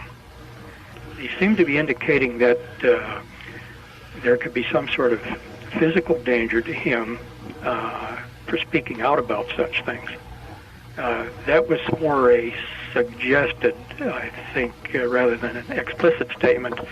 But, you know, when you hear that sort of thing very early in what you're anticipating to be a scientific presentation, that really caught my attention. You know, what are you going to be telling us that could put you in some danger one way or another? So, anyway, as the presentation unfolded, he began by stating that anybody with an 8th grade education could do the arithmetic and determine that the Earth would soon be overpopulated if there were no limits put on human reproduction. And part and parcel of the overpopulation then would be outgrowing our natural resources and overpollution of the planet. These people always refer to the world or the Earth as the planet. So in the beginning, it seemed as though the presentation was almost an apology for things that we would, in the audience, find unpalatable. But there were several times in the presentation where he would say, this is the only way. There's no other way. Sort of implying that he knew these things would maybe not sound acceptable to many, if not all, in the audience. So the thing that he really, this whole thing hung on was population control. And up until that time, I had heard, most of us had heard that term, population control. To me, it primarily meant limiting births. By the end of the presentation, I realized that population control has a much, much broader meaning than just limiting number of births and even who or who may not be allowed to give birth. Because the presentation covered just every human endeavor, education, employment, industry, entertainment, sports, toys for children, clothing, a whole bunch of things that maybe we can get into as we go on here as time allows. But mentioning, as you did, sex without reproduction and reproduction without sex, that was an important part of this. Also, money and banking, which was toward the end of his presentation. The cashless society, move from cash to credit cards, to a single credit card, to a single identifying card, and then ultimately at the end, because cards can be lost or stolen, some sort of implant under the skin. In those days, silicone implants were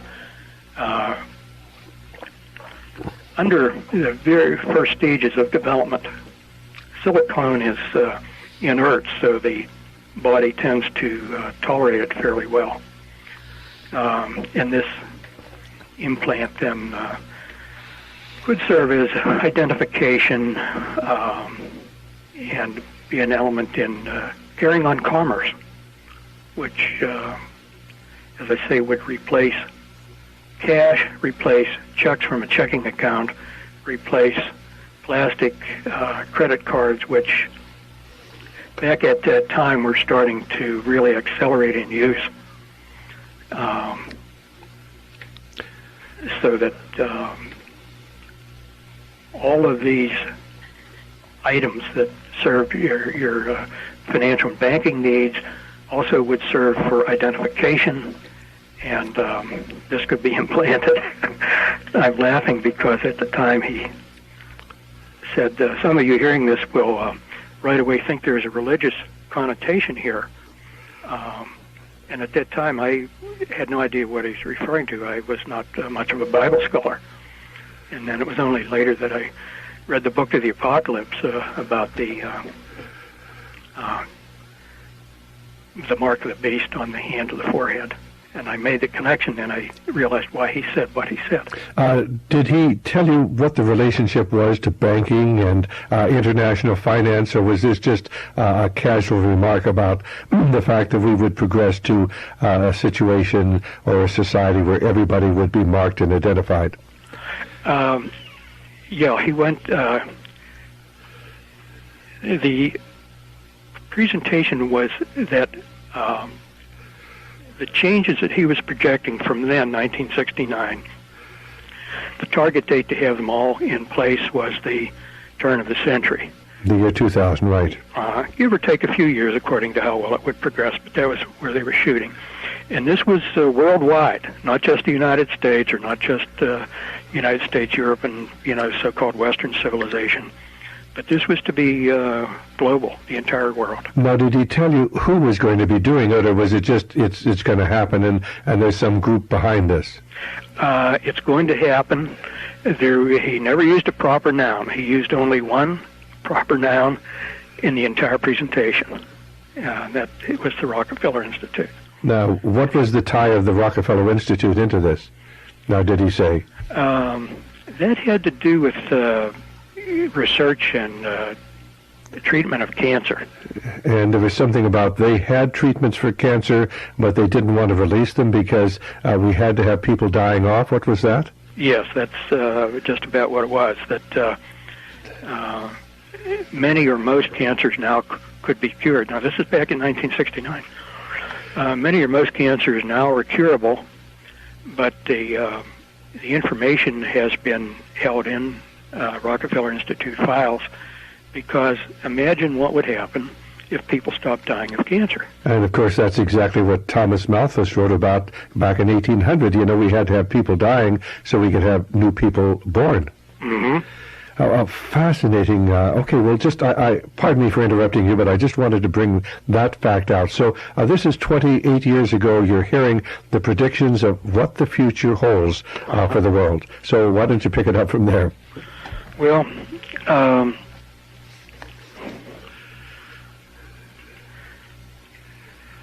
just trying to recall where he started. There was this general overview about controlling births, who may or may not be allowed to have birth, implying that certain people would be not allowed to have children.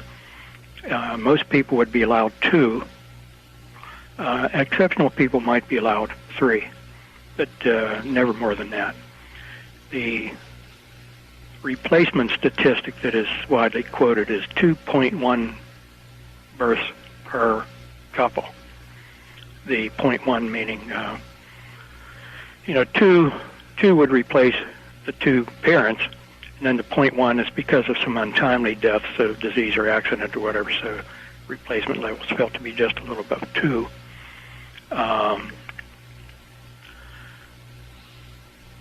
In that context, too, he mentioned that we feel that we can accelerate and control evolution. And this was in a context of controlling who might be allowed to reproduce. In other words, if your genes were acceptable, you would be allowed to bear children. But if they were not, you might be forbidden to bear children.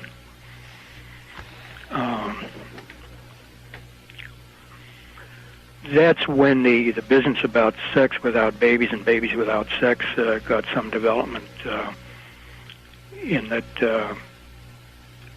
certain people who had desirable genetic characteristics that should be perpetuated for the good of the world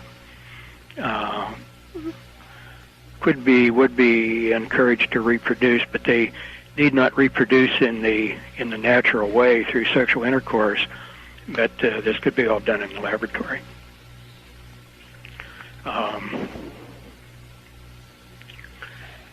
Then, along those lines, the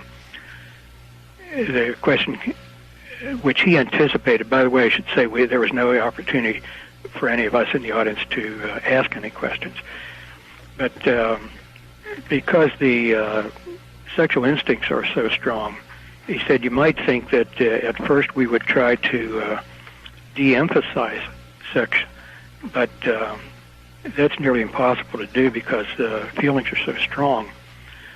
So the plan is to go the other way, to encourage sexual activity, promote sexual desire, but do it in such a way that it's directed away from reproduction.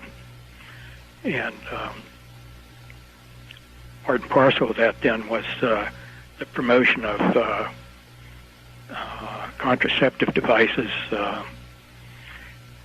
They would be promoted in such a way that it would be just instinctive, natural, that when you were thinking about sex, you would automatically connect it to contraception. That sex without contraception would be sort of a deliberate mental process, but most sexual activity would be linked to contraception. Now, how do you do that? Well, sex education in the schools. And was he talking about sex education and its importance back there in 1969? Oh, yeah. Yeah, he developed that to some extent, that this would be taught in the schools. Kids would be taught, see, the birth control pill was 69. Birth control pill came in about... It was around in the early 60s, wasn't it? Mid-60s? Yeah, early to middle 60s. Right. And so this was all fairly new stuff. And, of course, he talked about things that had been around a while, too, condoms and diaphragms. But that this would be taught in the schools, the use of these. I remember that particularly because as he was saying this, I was recalling some of my teachers from high school and say, oh, I can remember Miss So-and-so, but, she would never feel that she could talk about these things. Of course, I was thinking of one of my algebra teachers. He was talking about something entirely different. But, that was a connection I made in my mind that in my high school this never would have gone off the ground. Now, you were frantically taking notes all during this lecture on napkins that you had, and so that nobody would really realize you were taking notes because you'd been asked not to, but you sensed that this was important, so you were recording this for posterity at the time. Yes. Many of the things that he said I had heard before from other sources, primarily one source, which I considered to be unreliable. And I'd heard it at length with some repetition to the point where actually it became annoying to me. And I dismissed it because I considered the source not reliable. And here, then it was a few years later, see, the first I'd heard it was from this viewpoint. I stand out here seeing over there that there's a conspiracy going on. It's very broad-based, it's very pervasive, it's very subtle, nobody knows it. And only a few of us who are able to see this know what's going on. Well, I dismissed that. Well, then here in 1969, I heard from the other end, I'm part of it. I know what's going on. I've been told what's going on. I've been privy to certain privileged information, and here it is.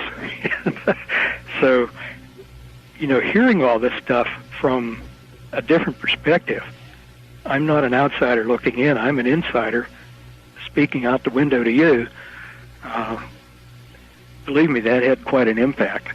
so that most of the things he said I had heard before, and then as the talk unfolded, and quite frankly was offensive in many ways to me, it wasn't things that I was hearing for the first time, but rather confirming some things that I had heard before, like the relocation of industries, breaking down our armed forces, shipping our jobs overseas so that unemployment would go up. Those were some that I had heard before and would not believe. But, of course, one of the things he talked about was how we were going to encourage people to buy foreign products because we were intentionally going to produce shabby cars in America so that people would buy Japanese. And, of course, in 1969, most people would have thought that was crazy talk. But what did he say along that line with the idea that this would then justify the shifting of American industries to foreign countries? Yeah, this was to establish the global economy. The idea being we would have one global, worldwide commercial system.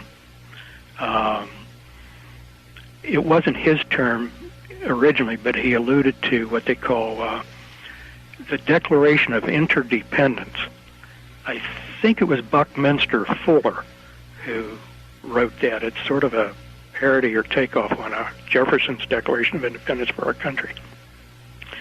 And it's been a while since I've read that, but the opening sentences of the Declaration of Interdependence are an echo of our Declaration of Independence.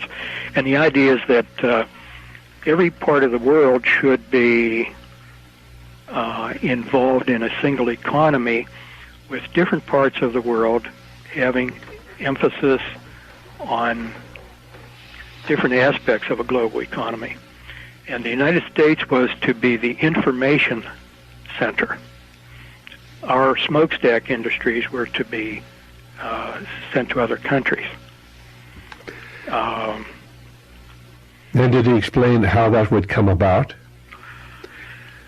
Just that the people who make the decisions, the captains of industry and politicians would get together and decide we'll close a steel mill here and reopen it there. Now, what was this about building in obsolescence to American cars so that they'd break down and people would become disillusioned with our vehicles and buy Japanese? Yes, the idea was to promote specifically the Japanese auto industry. This was a principle that was applied other ways, but they wanted to build up the hard industries in Japan and not eliminate ours, but de-emphasize them. So that the way to do this was if you bought an American-built car and the door handle kept coming off or the window crank would fall off, or some piece under the hood that should have been made of metal was made of plastic and it would crack. And you would become irritated by that. And then your neighbor who had a Japanese car would say, well, I've driven this for so many years and so many thousands of miles, and all I do is change the oil in the tires. Well, and did Dr. Day actually talk about this? Well, yeah, he said this was in the plans. This was the long-range plan as of 28 years ago to begin orienting Americans towards buying foreign products by intentionally creating inferior products in America. I know my wife was saying the other day that she doesn't hate to buy anything clothing made in America because it just falls apart, you know. The threads come out, the buttons pop off, and, you know, of course, she attributed this just to, you know, accidental shoddy workmanship, but you're suggesting that maybe there is a plan, at least as far as certain of our products, to discourage Americans from buying them, to actually buy them overseas, thus transferring America's wealth, industry, and production to other nations as we then lose jobs here in America? Right, right. I remember this particularly because, as a matter of fact, I probably was laughing to myself, as I do now when I recall it. Thinking this, they could never get away with this. Well, I was a child during World War II, and I remember that we always laughed at things that were stamped made in Japan. Right, I remember that too. And we were very proud that American-made goods were more reliable and more enduring. And so this was a complete about-face. That which was made in Japan now was going to be the superior product, and ours the inferior product. And part of the idea behind this was a psychological preparation that there's sort of a, should we say, patriotism. You know, things that are made in my hometown are the best. Things that are made in my state are the best. Things that are made in America are the best because we're the best country in the world, and they were trying to destroy that belief? Yes. So that you would say, well, I might be a patriotic American, but, gee, I can't afford to be buying second-rate stuff when I can save money buying a foreign import. So patriotism would take a back seat to economy, you know, to my personal economy. And this then would break down the kind of loyalty to your locale or to your nation and foster a more cosmopolitan citizen of the world attitude. Destroy the love of country. Uh-huh. Okay, fine. I think that's such a fascinating insight into the mentality of these people who seem to have such tremendous power for education, over industry, or even over our ways of reproduction today. Well, what other sorts of things did they talk about? I remember one thing that you mentioned was how they were going to encourage sexuality, and they were going to try to get people's minds oriented onto sexuality. Did they talk at all about homosexuality and how that would be used? Yeah, that would be promoted, not just merely tolerated or permitted, but actually to be promoted. The idea being that no child ever results from a homosexual union.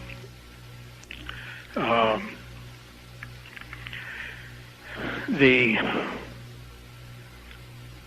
business of morality, especially a religious-based morality, really would have no part in this future, which is the present now.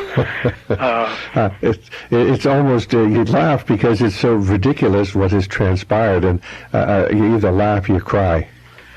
Well, you know, between then and now, it's been quite an experience to watch this unfold right according to the script. Right. The unfolding nightmare is the moral foundations of our once great Christian society are progressively undermined. Consider this. If we're going to have babies without sex and sex without babies, then for a large part we interchange the sexes. There's no real difference between men and women. Did he stress that, how we were going to feminize men and masculinize women? He more stressed masculinizing the women than he did feminizing the men. And this would start in youth. For example, one of the things he mentioned was that toys that were available for children would be changed. Girls would get footballs and soccer balls, and baby dolls and tea sets, little domestic kits like a dustpan and broom. Some of that would disappear entirely, and other things like that would be very, very greatly de-emphasized. In other words, trying to undermine the maternal or these rather normal instincts that women have for being housekeepers to get them more out into the labor market. And yes, exactly. And certainly if they're out in the labor market, they're not going to be having children. That's right.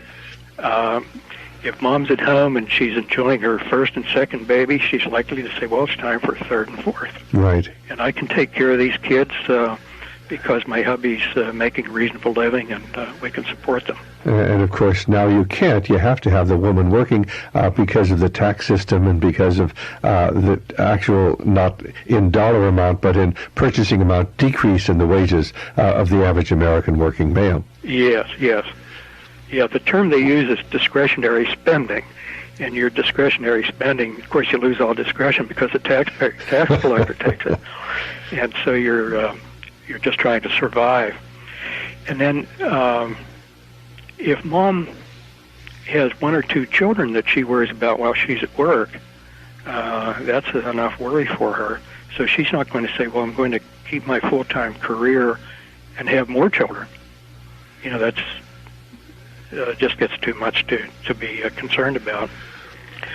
Worrying about daycare, getting somebody to take care of the children. And so what we're really talking about is an organized plan of social engineering laid out many, many decades ago that is coming to fruition really in the intervening decades. Mm-hmm. Exactly. One other thing I wanted to develop a little bit, and then we could go on, and that's about the promoting of sexual activity. Okay. In 1969, abortion was a crime in every one of the states. And at that time, he said, well, it won't be long until abortion not only is no longer a crime, but will be seen as a right and be tax-supported, which at that time sounded incredible. By promoting sexual activity among youngsters and linking it strongly to contraception, the planners realized that more pregnancies would occur. The idea then was, that's okay. If there are more pregnancies that occur, we'll have an abortion backup. And people who would otherwise oppose abortion will change their mind when they say, well, this is my daughter who's pregnant at a young and tender age. And abortion restrictions might be okay for everybody else. So you were saying how they were going to change our attitude towards abortion, and how in 1969 abortion was illegal in every state. So what did they plan? How were they going to change that? Well, the idea is to promote early sexual activity among the kids, connecting it strongly with the use of contraceptives. They would be taught that the two just naturally should go together. And then with the realization that with more sexual activity, there would be more pregnancies, more contraceptive failures, one might say. But no need to worry about cluttering up the planet with unwanted babies, because abortion then would be available as a backup. And with young girls getting pregnant too early in their life, people who otherwise would maybe object to abortion when, if it was in somebody else's life, would say, well, yeah, but I no longer object because this is my daughter, and I don't want her to have to carry this pregnancy to term because she's not yet mature enough to be a mother and take care of a baby. So it was sort of a win-win situation for them. It would break down resistance to abortion, as well as reinforcing continually the need for contraception or sex without babies. As you talk about this, it sounds so diabolical, almost like the plan had come right out of the pit of hell. Yes, I think so. I think so. And so looking back on this, as you've seen it unfolding over the last 29 years or 28 years, it must have been terribly, terribly frustrating for you seeing these things and knowing what was going on, and yet realizing that the vast majority of the American people had no idea at all what was transpiring. It was frustrating, and even talking with some of my colleagues who heard the same presentation, and not very long afterwards, they had all seemed to forget it. They'd say, oh yeah, I remember he was here, and I remember he talked about some stuff. But as far as details and saying, well, don't you remember when he said this, that, and the other? They'd say, no, did he say that? Well, I don't know. When I say that, what comes to mind is one of my colleagues, Dr. Day had spoken about the demise pill. The demise pill, there was consideration to be given to an arbitrary age after which, everybody should just pass on.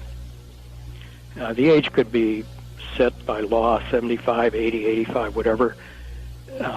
seemed to be appropriate at the time, and then when you reached that age, you would be a candidate to take the demise pill. And he said this attitudes about death needed to be changed and made more, quote, realistic. So, we're all headed for death one way or another, so why not do this in a very cerebral, scientific kind of way? So the idea was that when you had reached the legal age, you could have this nice banquet, sort of a farewell banquet with your family and friends, and afterwards go off and take your demise pill and sleep away peacefully. One of my colleagues, we were outside a meeting in the hospital, and there was some talk about he was having some pain. He was coming into the hospital to get some tests and maybe have some surgery. I said, well, hey, Fred, what are you going to do at night? The night before the operation, maybe you're a little restless and you can't sleep, and the nurse comes in and says, well, here's your sleeping pill. Are you going to take it? If you take it, maybe they won't have to do the operation. He just laughed. He said, did he say that? I didn't remember that. And I said, yeah, you better remember he said it. And so they were, even back in 1969, they were talking about a more or less coerced or forced euthanasia. Did they talk at all about other countries, how they were going to control population in other countries, or the possibility of fomenting disease to control a population? Yes.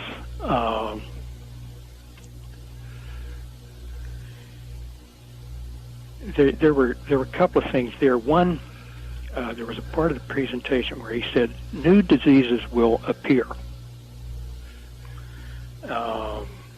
They will be very difficult to diagnose. Doctors seeing these for the first time, of course, will not know what's going on. And the reason I remember this so strongly was I was fairly new in practice. And after hearing him talk about new diseases that would appear, I'd have a youngster in the office and be examining him, and I'd say, gee, he's got this fever and these symptoms, and it just doesn't add up. I wasn't, absolutely certain what was going on. Well, right away, my memory would ring a bell and say, could this be one of those new diseases he was talking about? Well, as it turned out, that was not the case in my practice or with any of my kids. But in retrospect, I think he was talking about AIDS. There were some other things that were said that sort of lead me to that conclusion. What other things were there? Because, of course, my major interest has been the AIDS epidemic. I've been battling this for over a decade. So what other things were there that, if you can recall, and I know this is a long time ago, but I just thank the Lord that you took those notes and on the napkins and then re-recorded them. What other things did he say that makes you think that perhaps the AIDS epidemic has something to do with a plan? The continent of Africa is a very rich continent. Now, that's what he said. Well, I'm sort of paraphrasing. Okay, fine, right. And I don't recall that this was in immediate juxtaposition to AIDS, but it was pretty close. Okay, so of course the AIDS epidemic is simply decimating, depopulating Africa. The American people don't know that, but it's really happening today. And so is he talking about possible disease, Africa, or just the fact that it was such a rich continent? Well, here we have a world that's soon to be overpopulated, soon to run out of natural resources. And here's this great big continent of Africa full of resources. Now, this continent should not be left to people who have never been able to develop it. The continent should be under the control of people who know how to develop and manage all these resources.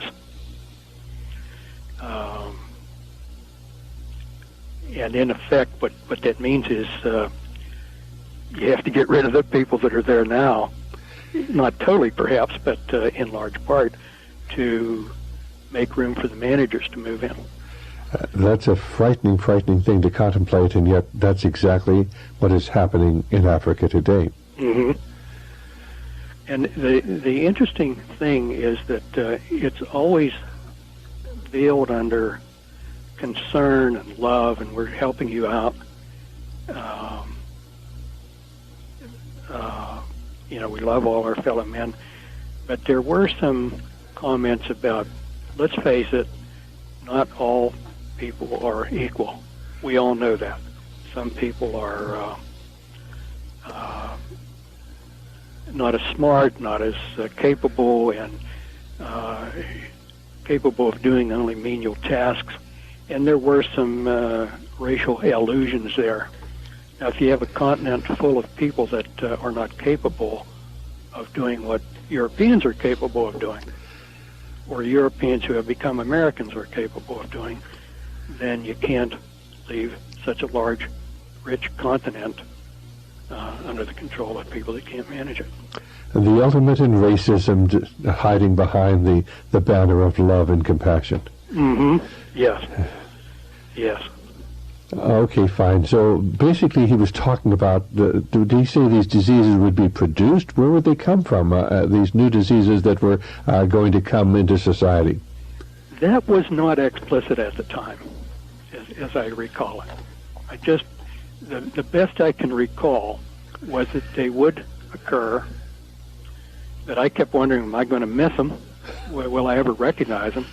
Or even will I get them? Right. Would I myself succumb to something like this? But in terms of how this would be brought about, I don't think that was addressed at all. Okay, so we begin to see, though, an active program that not just sort of passively bringing about population control, but actively bringing about population control. Yeah.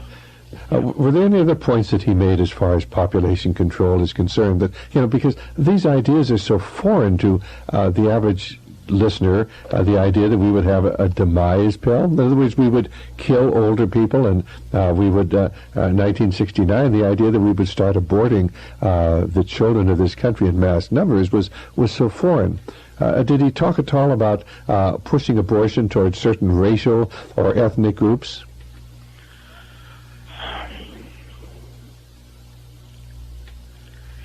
That sort of grew out of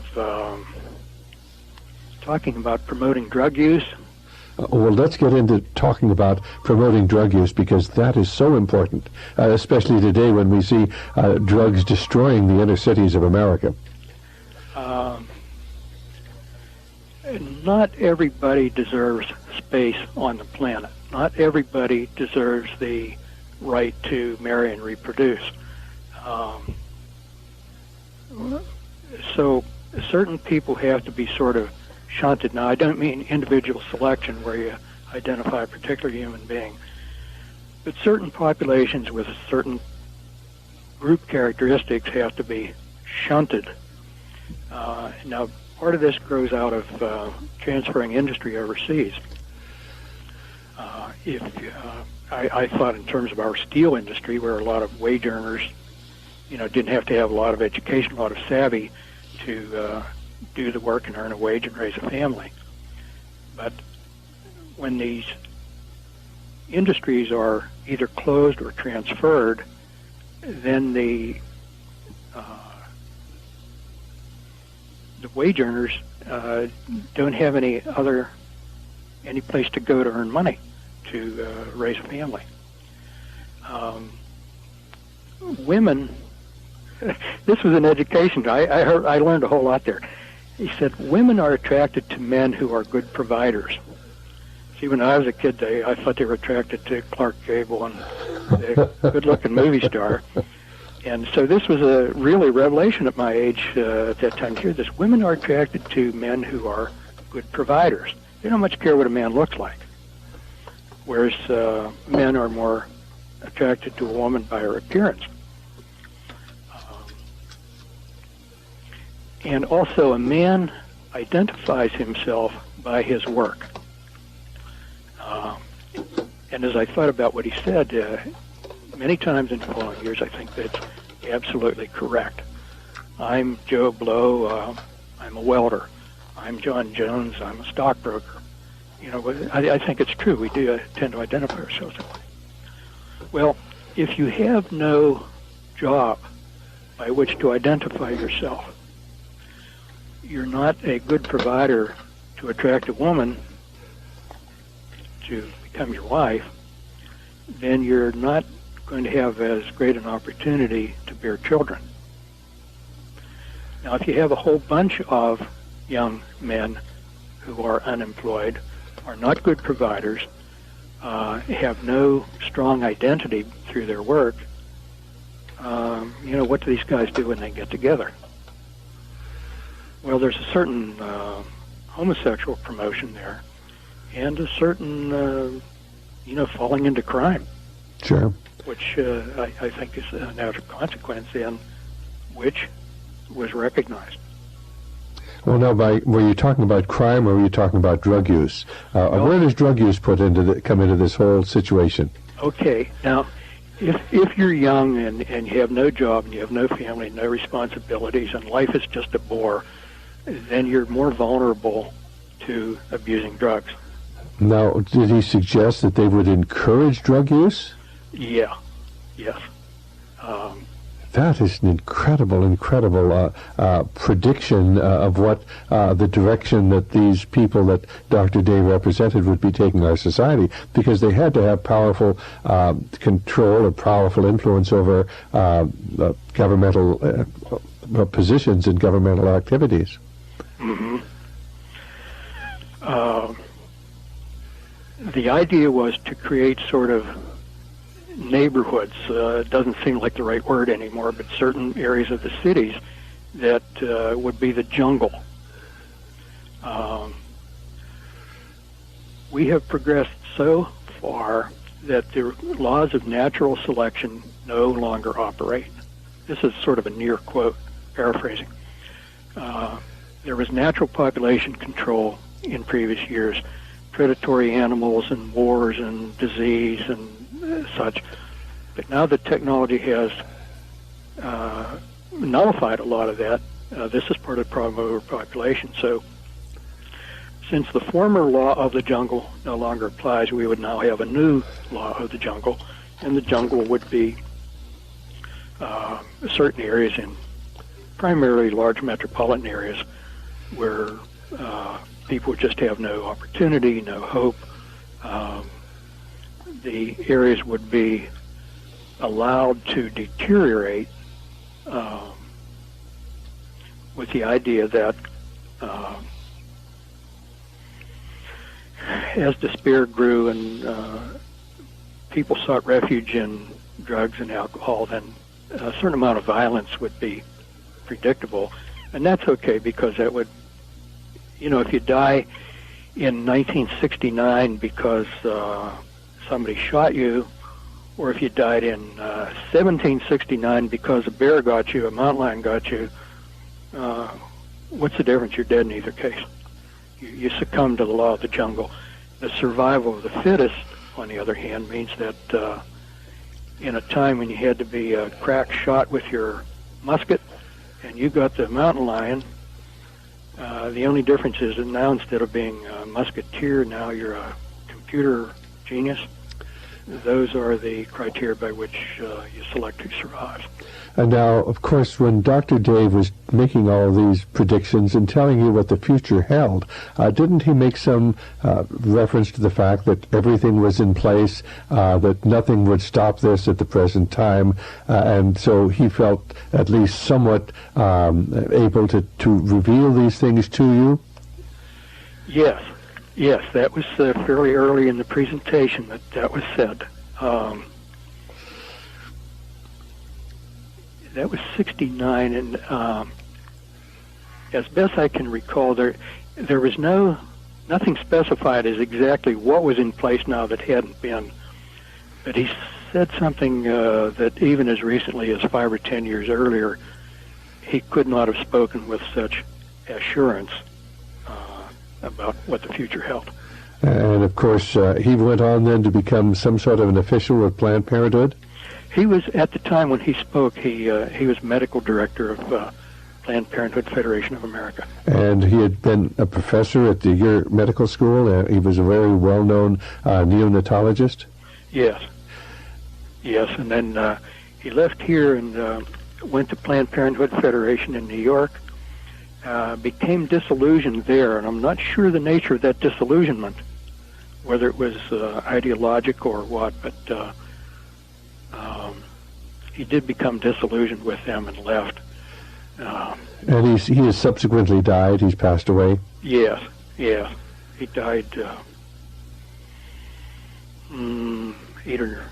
roughly 8 years ago. I'd have to look and see my file. So he never saw his dream come to fruition, but certainly the people who are in sympathy with these ideas are seeing it unfold today as America moves into chaos and crime and drugs and new diseases developing all across America.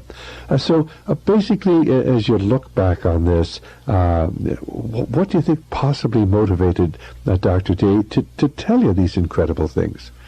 Everybody asks that question, and I can only speculate. I really don't know. There was not an opportunity to ask. But I think there were a couple of things that were involved. One was that I think he had divided feelings about this. On the one hand, repeatedly saying this is the only way, there's no other alternative, feeling that somehow or another the human race would perish otherwise, and that the human race should be promoted to go on. Well, this is a very common position taken by elitists. Professor Quigley, who we have studied very extensively, Bill Clinton's mentor, really believed that we needed a ruling elite, else Western civilization would be destroyed. And what you're really describing is a ruling elite with a program to try to preserve at least some element of civilization? Yes, I think that's the upfront part of it. And then in the intervening years, it has often occurred to me that what also seems to underline this is a more long-range look. They talk about progress of the human race, or progressing. And one should stop and say, well, progressing toward what? Right. And especially when you hear somebody say, we believe now that we have the means to accelerate and control evolution. Evolution toward what? Well, I think one possibility, I don't know that I've heard anybody state this explicitly, is that we will progress toward becoming gods. Now, that sounds a little bizarre, but when you go back to read Genesis, and Adam and Eve took from the tree of knowledge, and the serpent said, ye shall be as gods. In other words, what you're suggesting is what energizes these people is a spiritual force. The idea that the serpent's message that ye shall be as gods, if you go along with my program. Mm-hmm. You can evolve to a higher plane.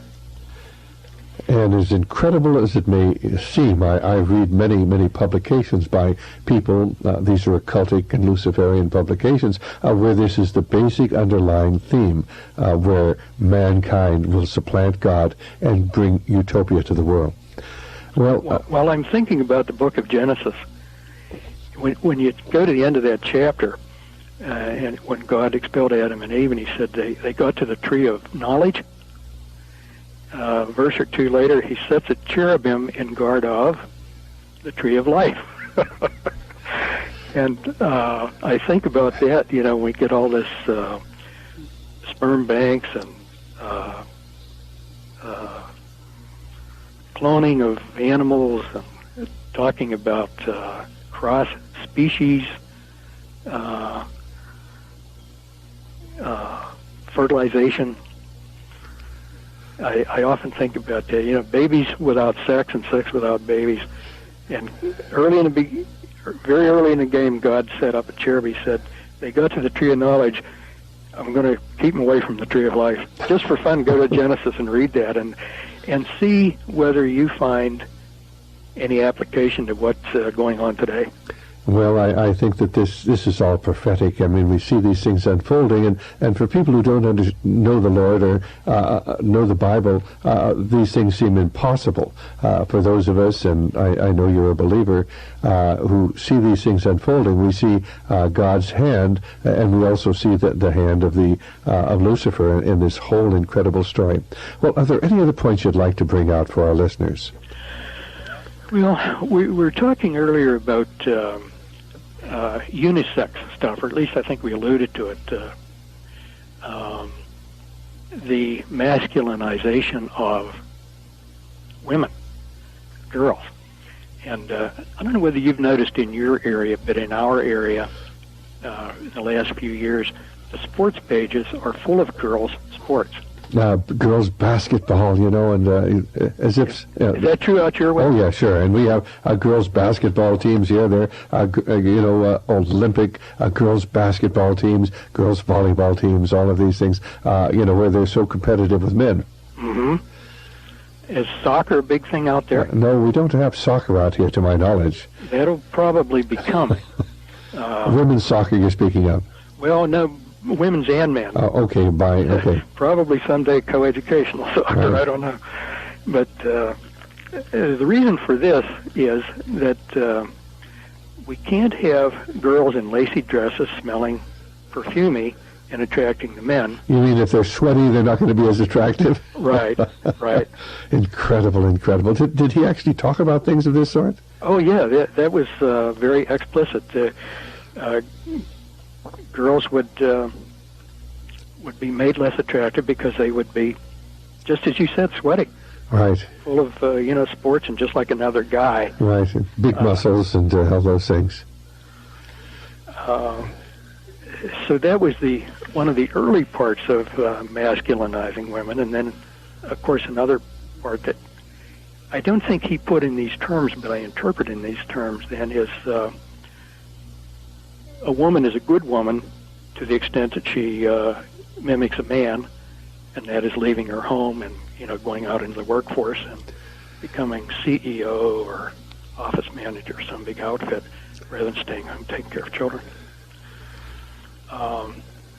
But along with the de-feminizing of girls in the professional magazines that I get where drug products are advertised, there's one that shows all these girls in their soccer uniforms, mud all over them, their hair's all wet and stringy, and this is held out to the young girls as, this is what you ought to be. This is what a young girl is. She's a muddy soccer player. Right, of course. We can do anything the boys can do, and we can do it better. And the competition between women and men, without realizing that we all have a place and a part to play in God's plan. Mm-hmm. Mm-hmm. Well, Dr. Dunegan, it's been a fascinating hour, and we'll be playing this afternoon and several times on our various radio programs. I want to thank you so very, very much for taking time from your busy schedule to be here on Radio Liberty, because I think your message, going along with many of the other messages that we have, begins to tie this together. And I hope our listeners will be far wiser from having heard your memories from the lecture by Dr. Day, 1969, 28 years ago. Well, it's been a pleasure to be on, and I hope it's helpful to folks. I hope it will be too. May God bless you, and I hope maybe at some time in the future we can talk to you again. Well, I would like that. Bye-bye. Thanks so much. Right, bye-bye. Bye-bye. Okay, well, this is Dr. Stan, an amazing tape with a gentleman who I believe God has preserved him to tell us the story. And I hope that you've enjoyed this program as much as we've enjoyed bringing it to you. And so until next time, Dr. Stan, goodbye, and may the Lord be with you.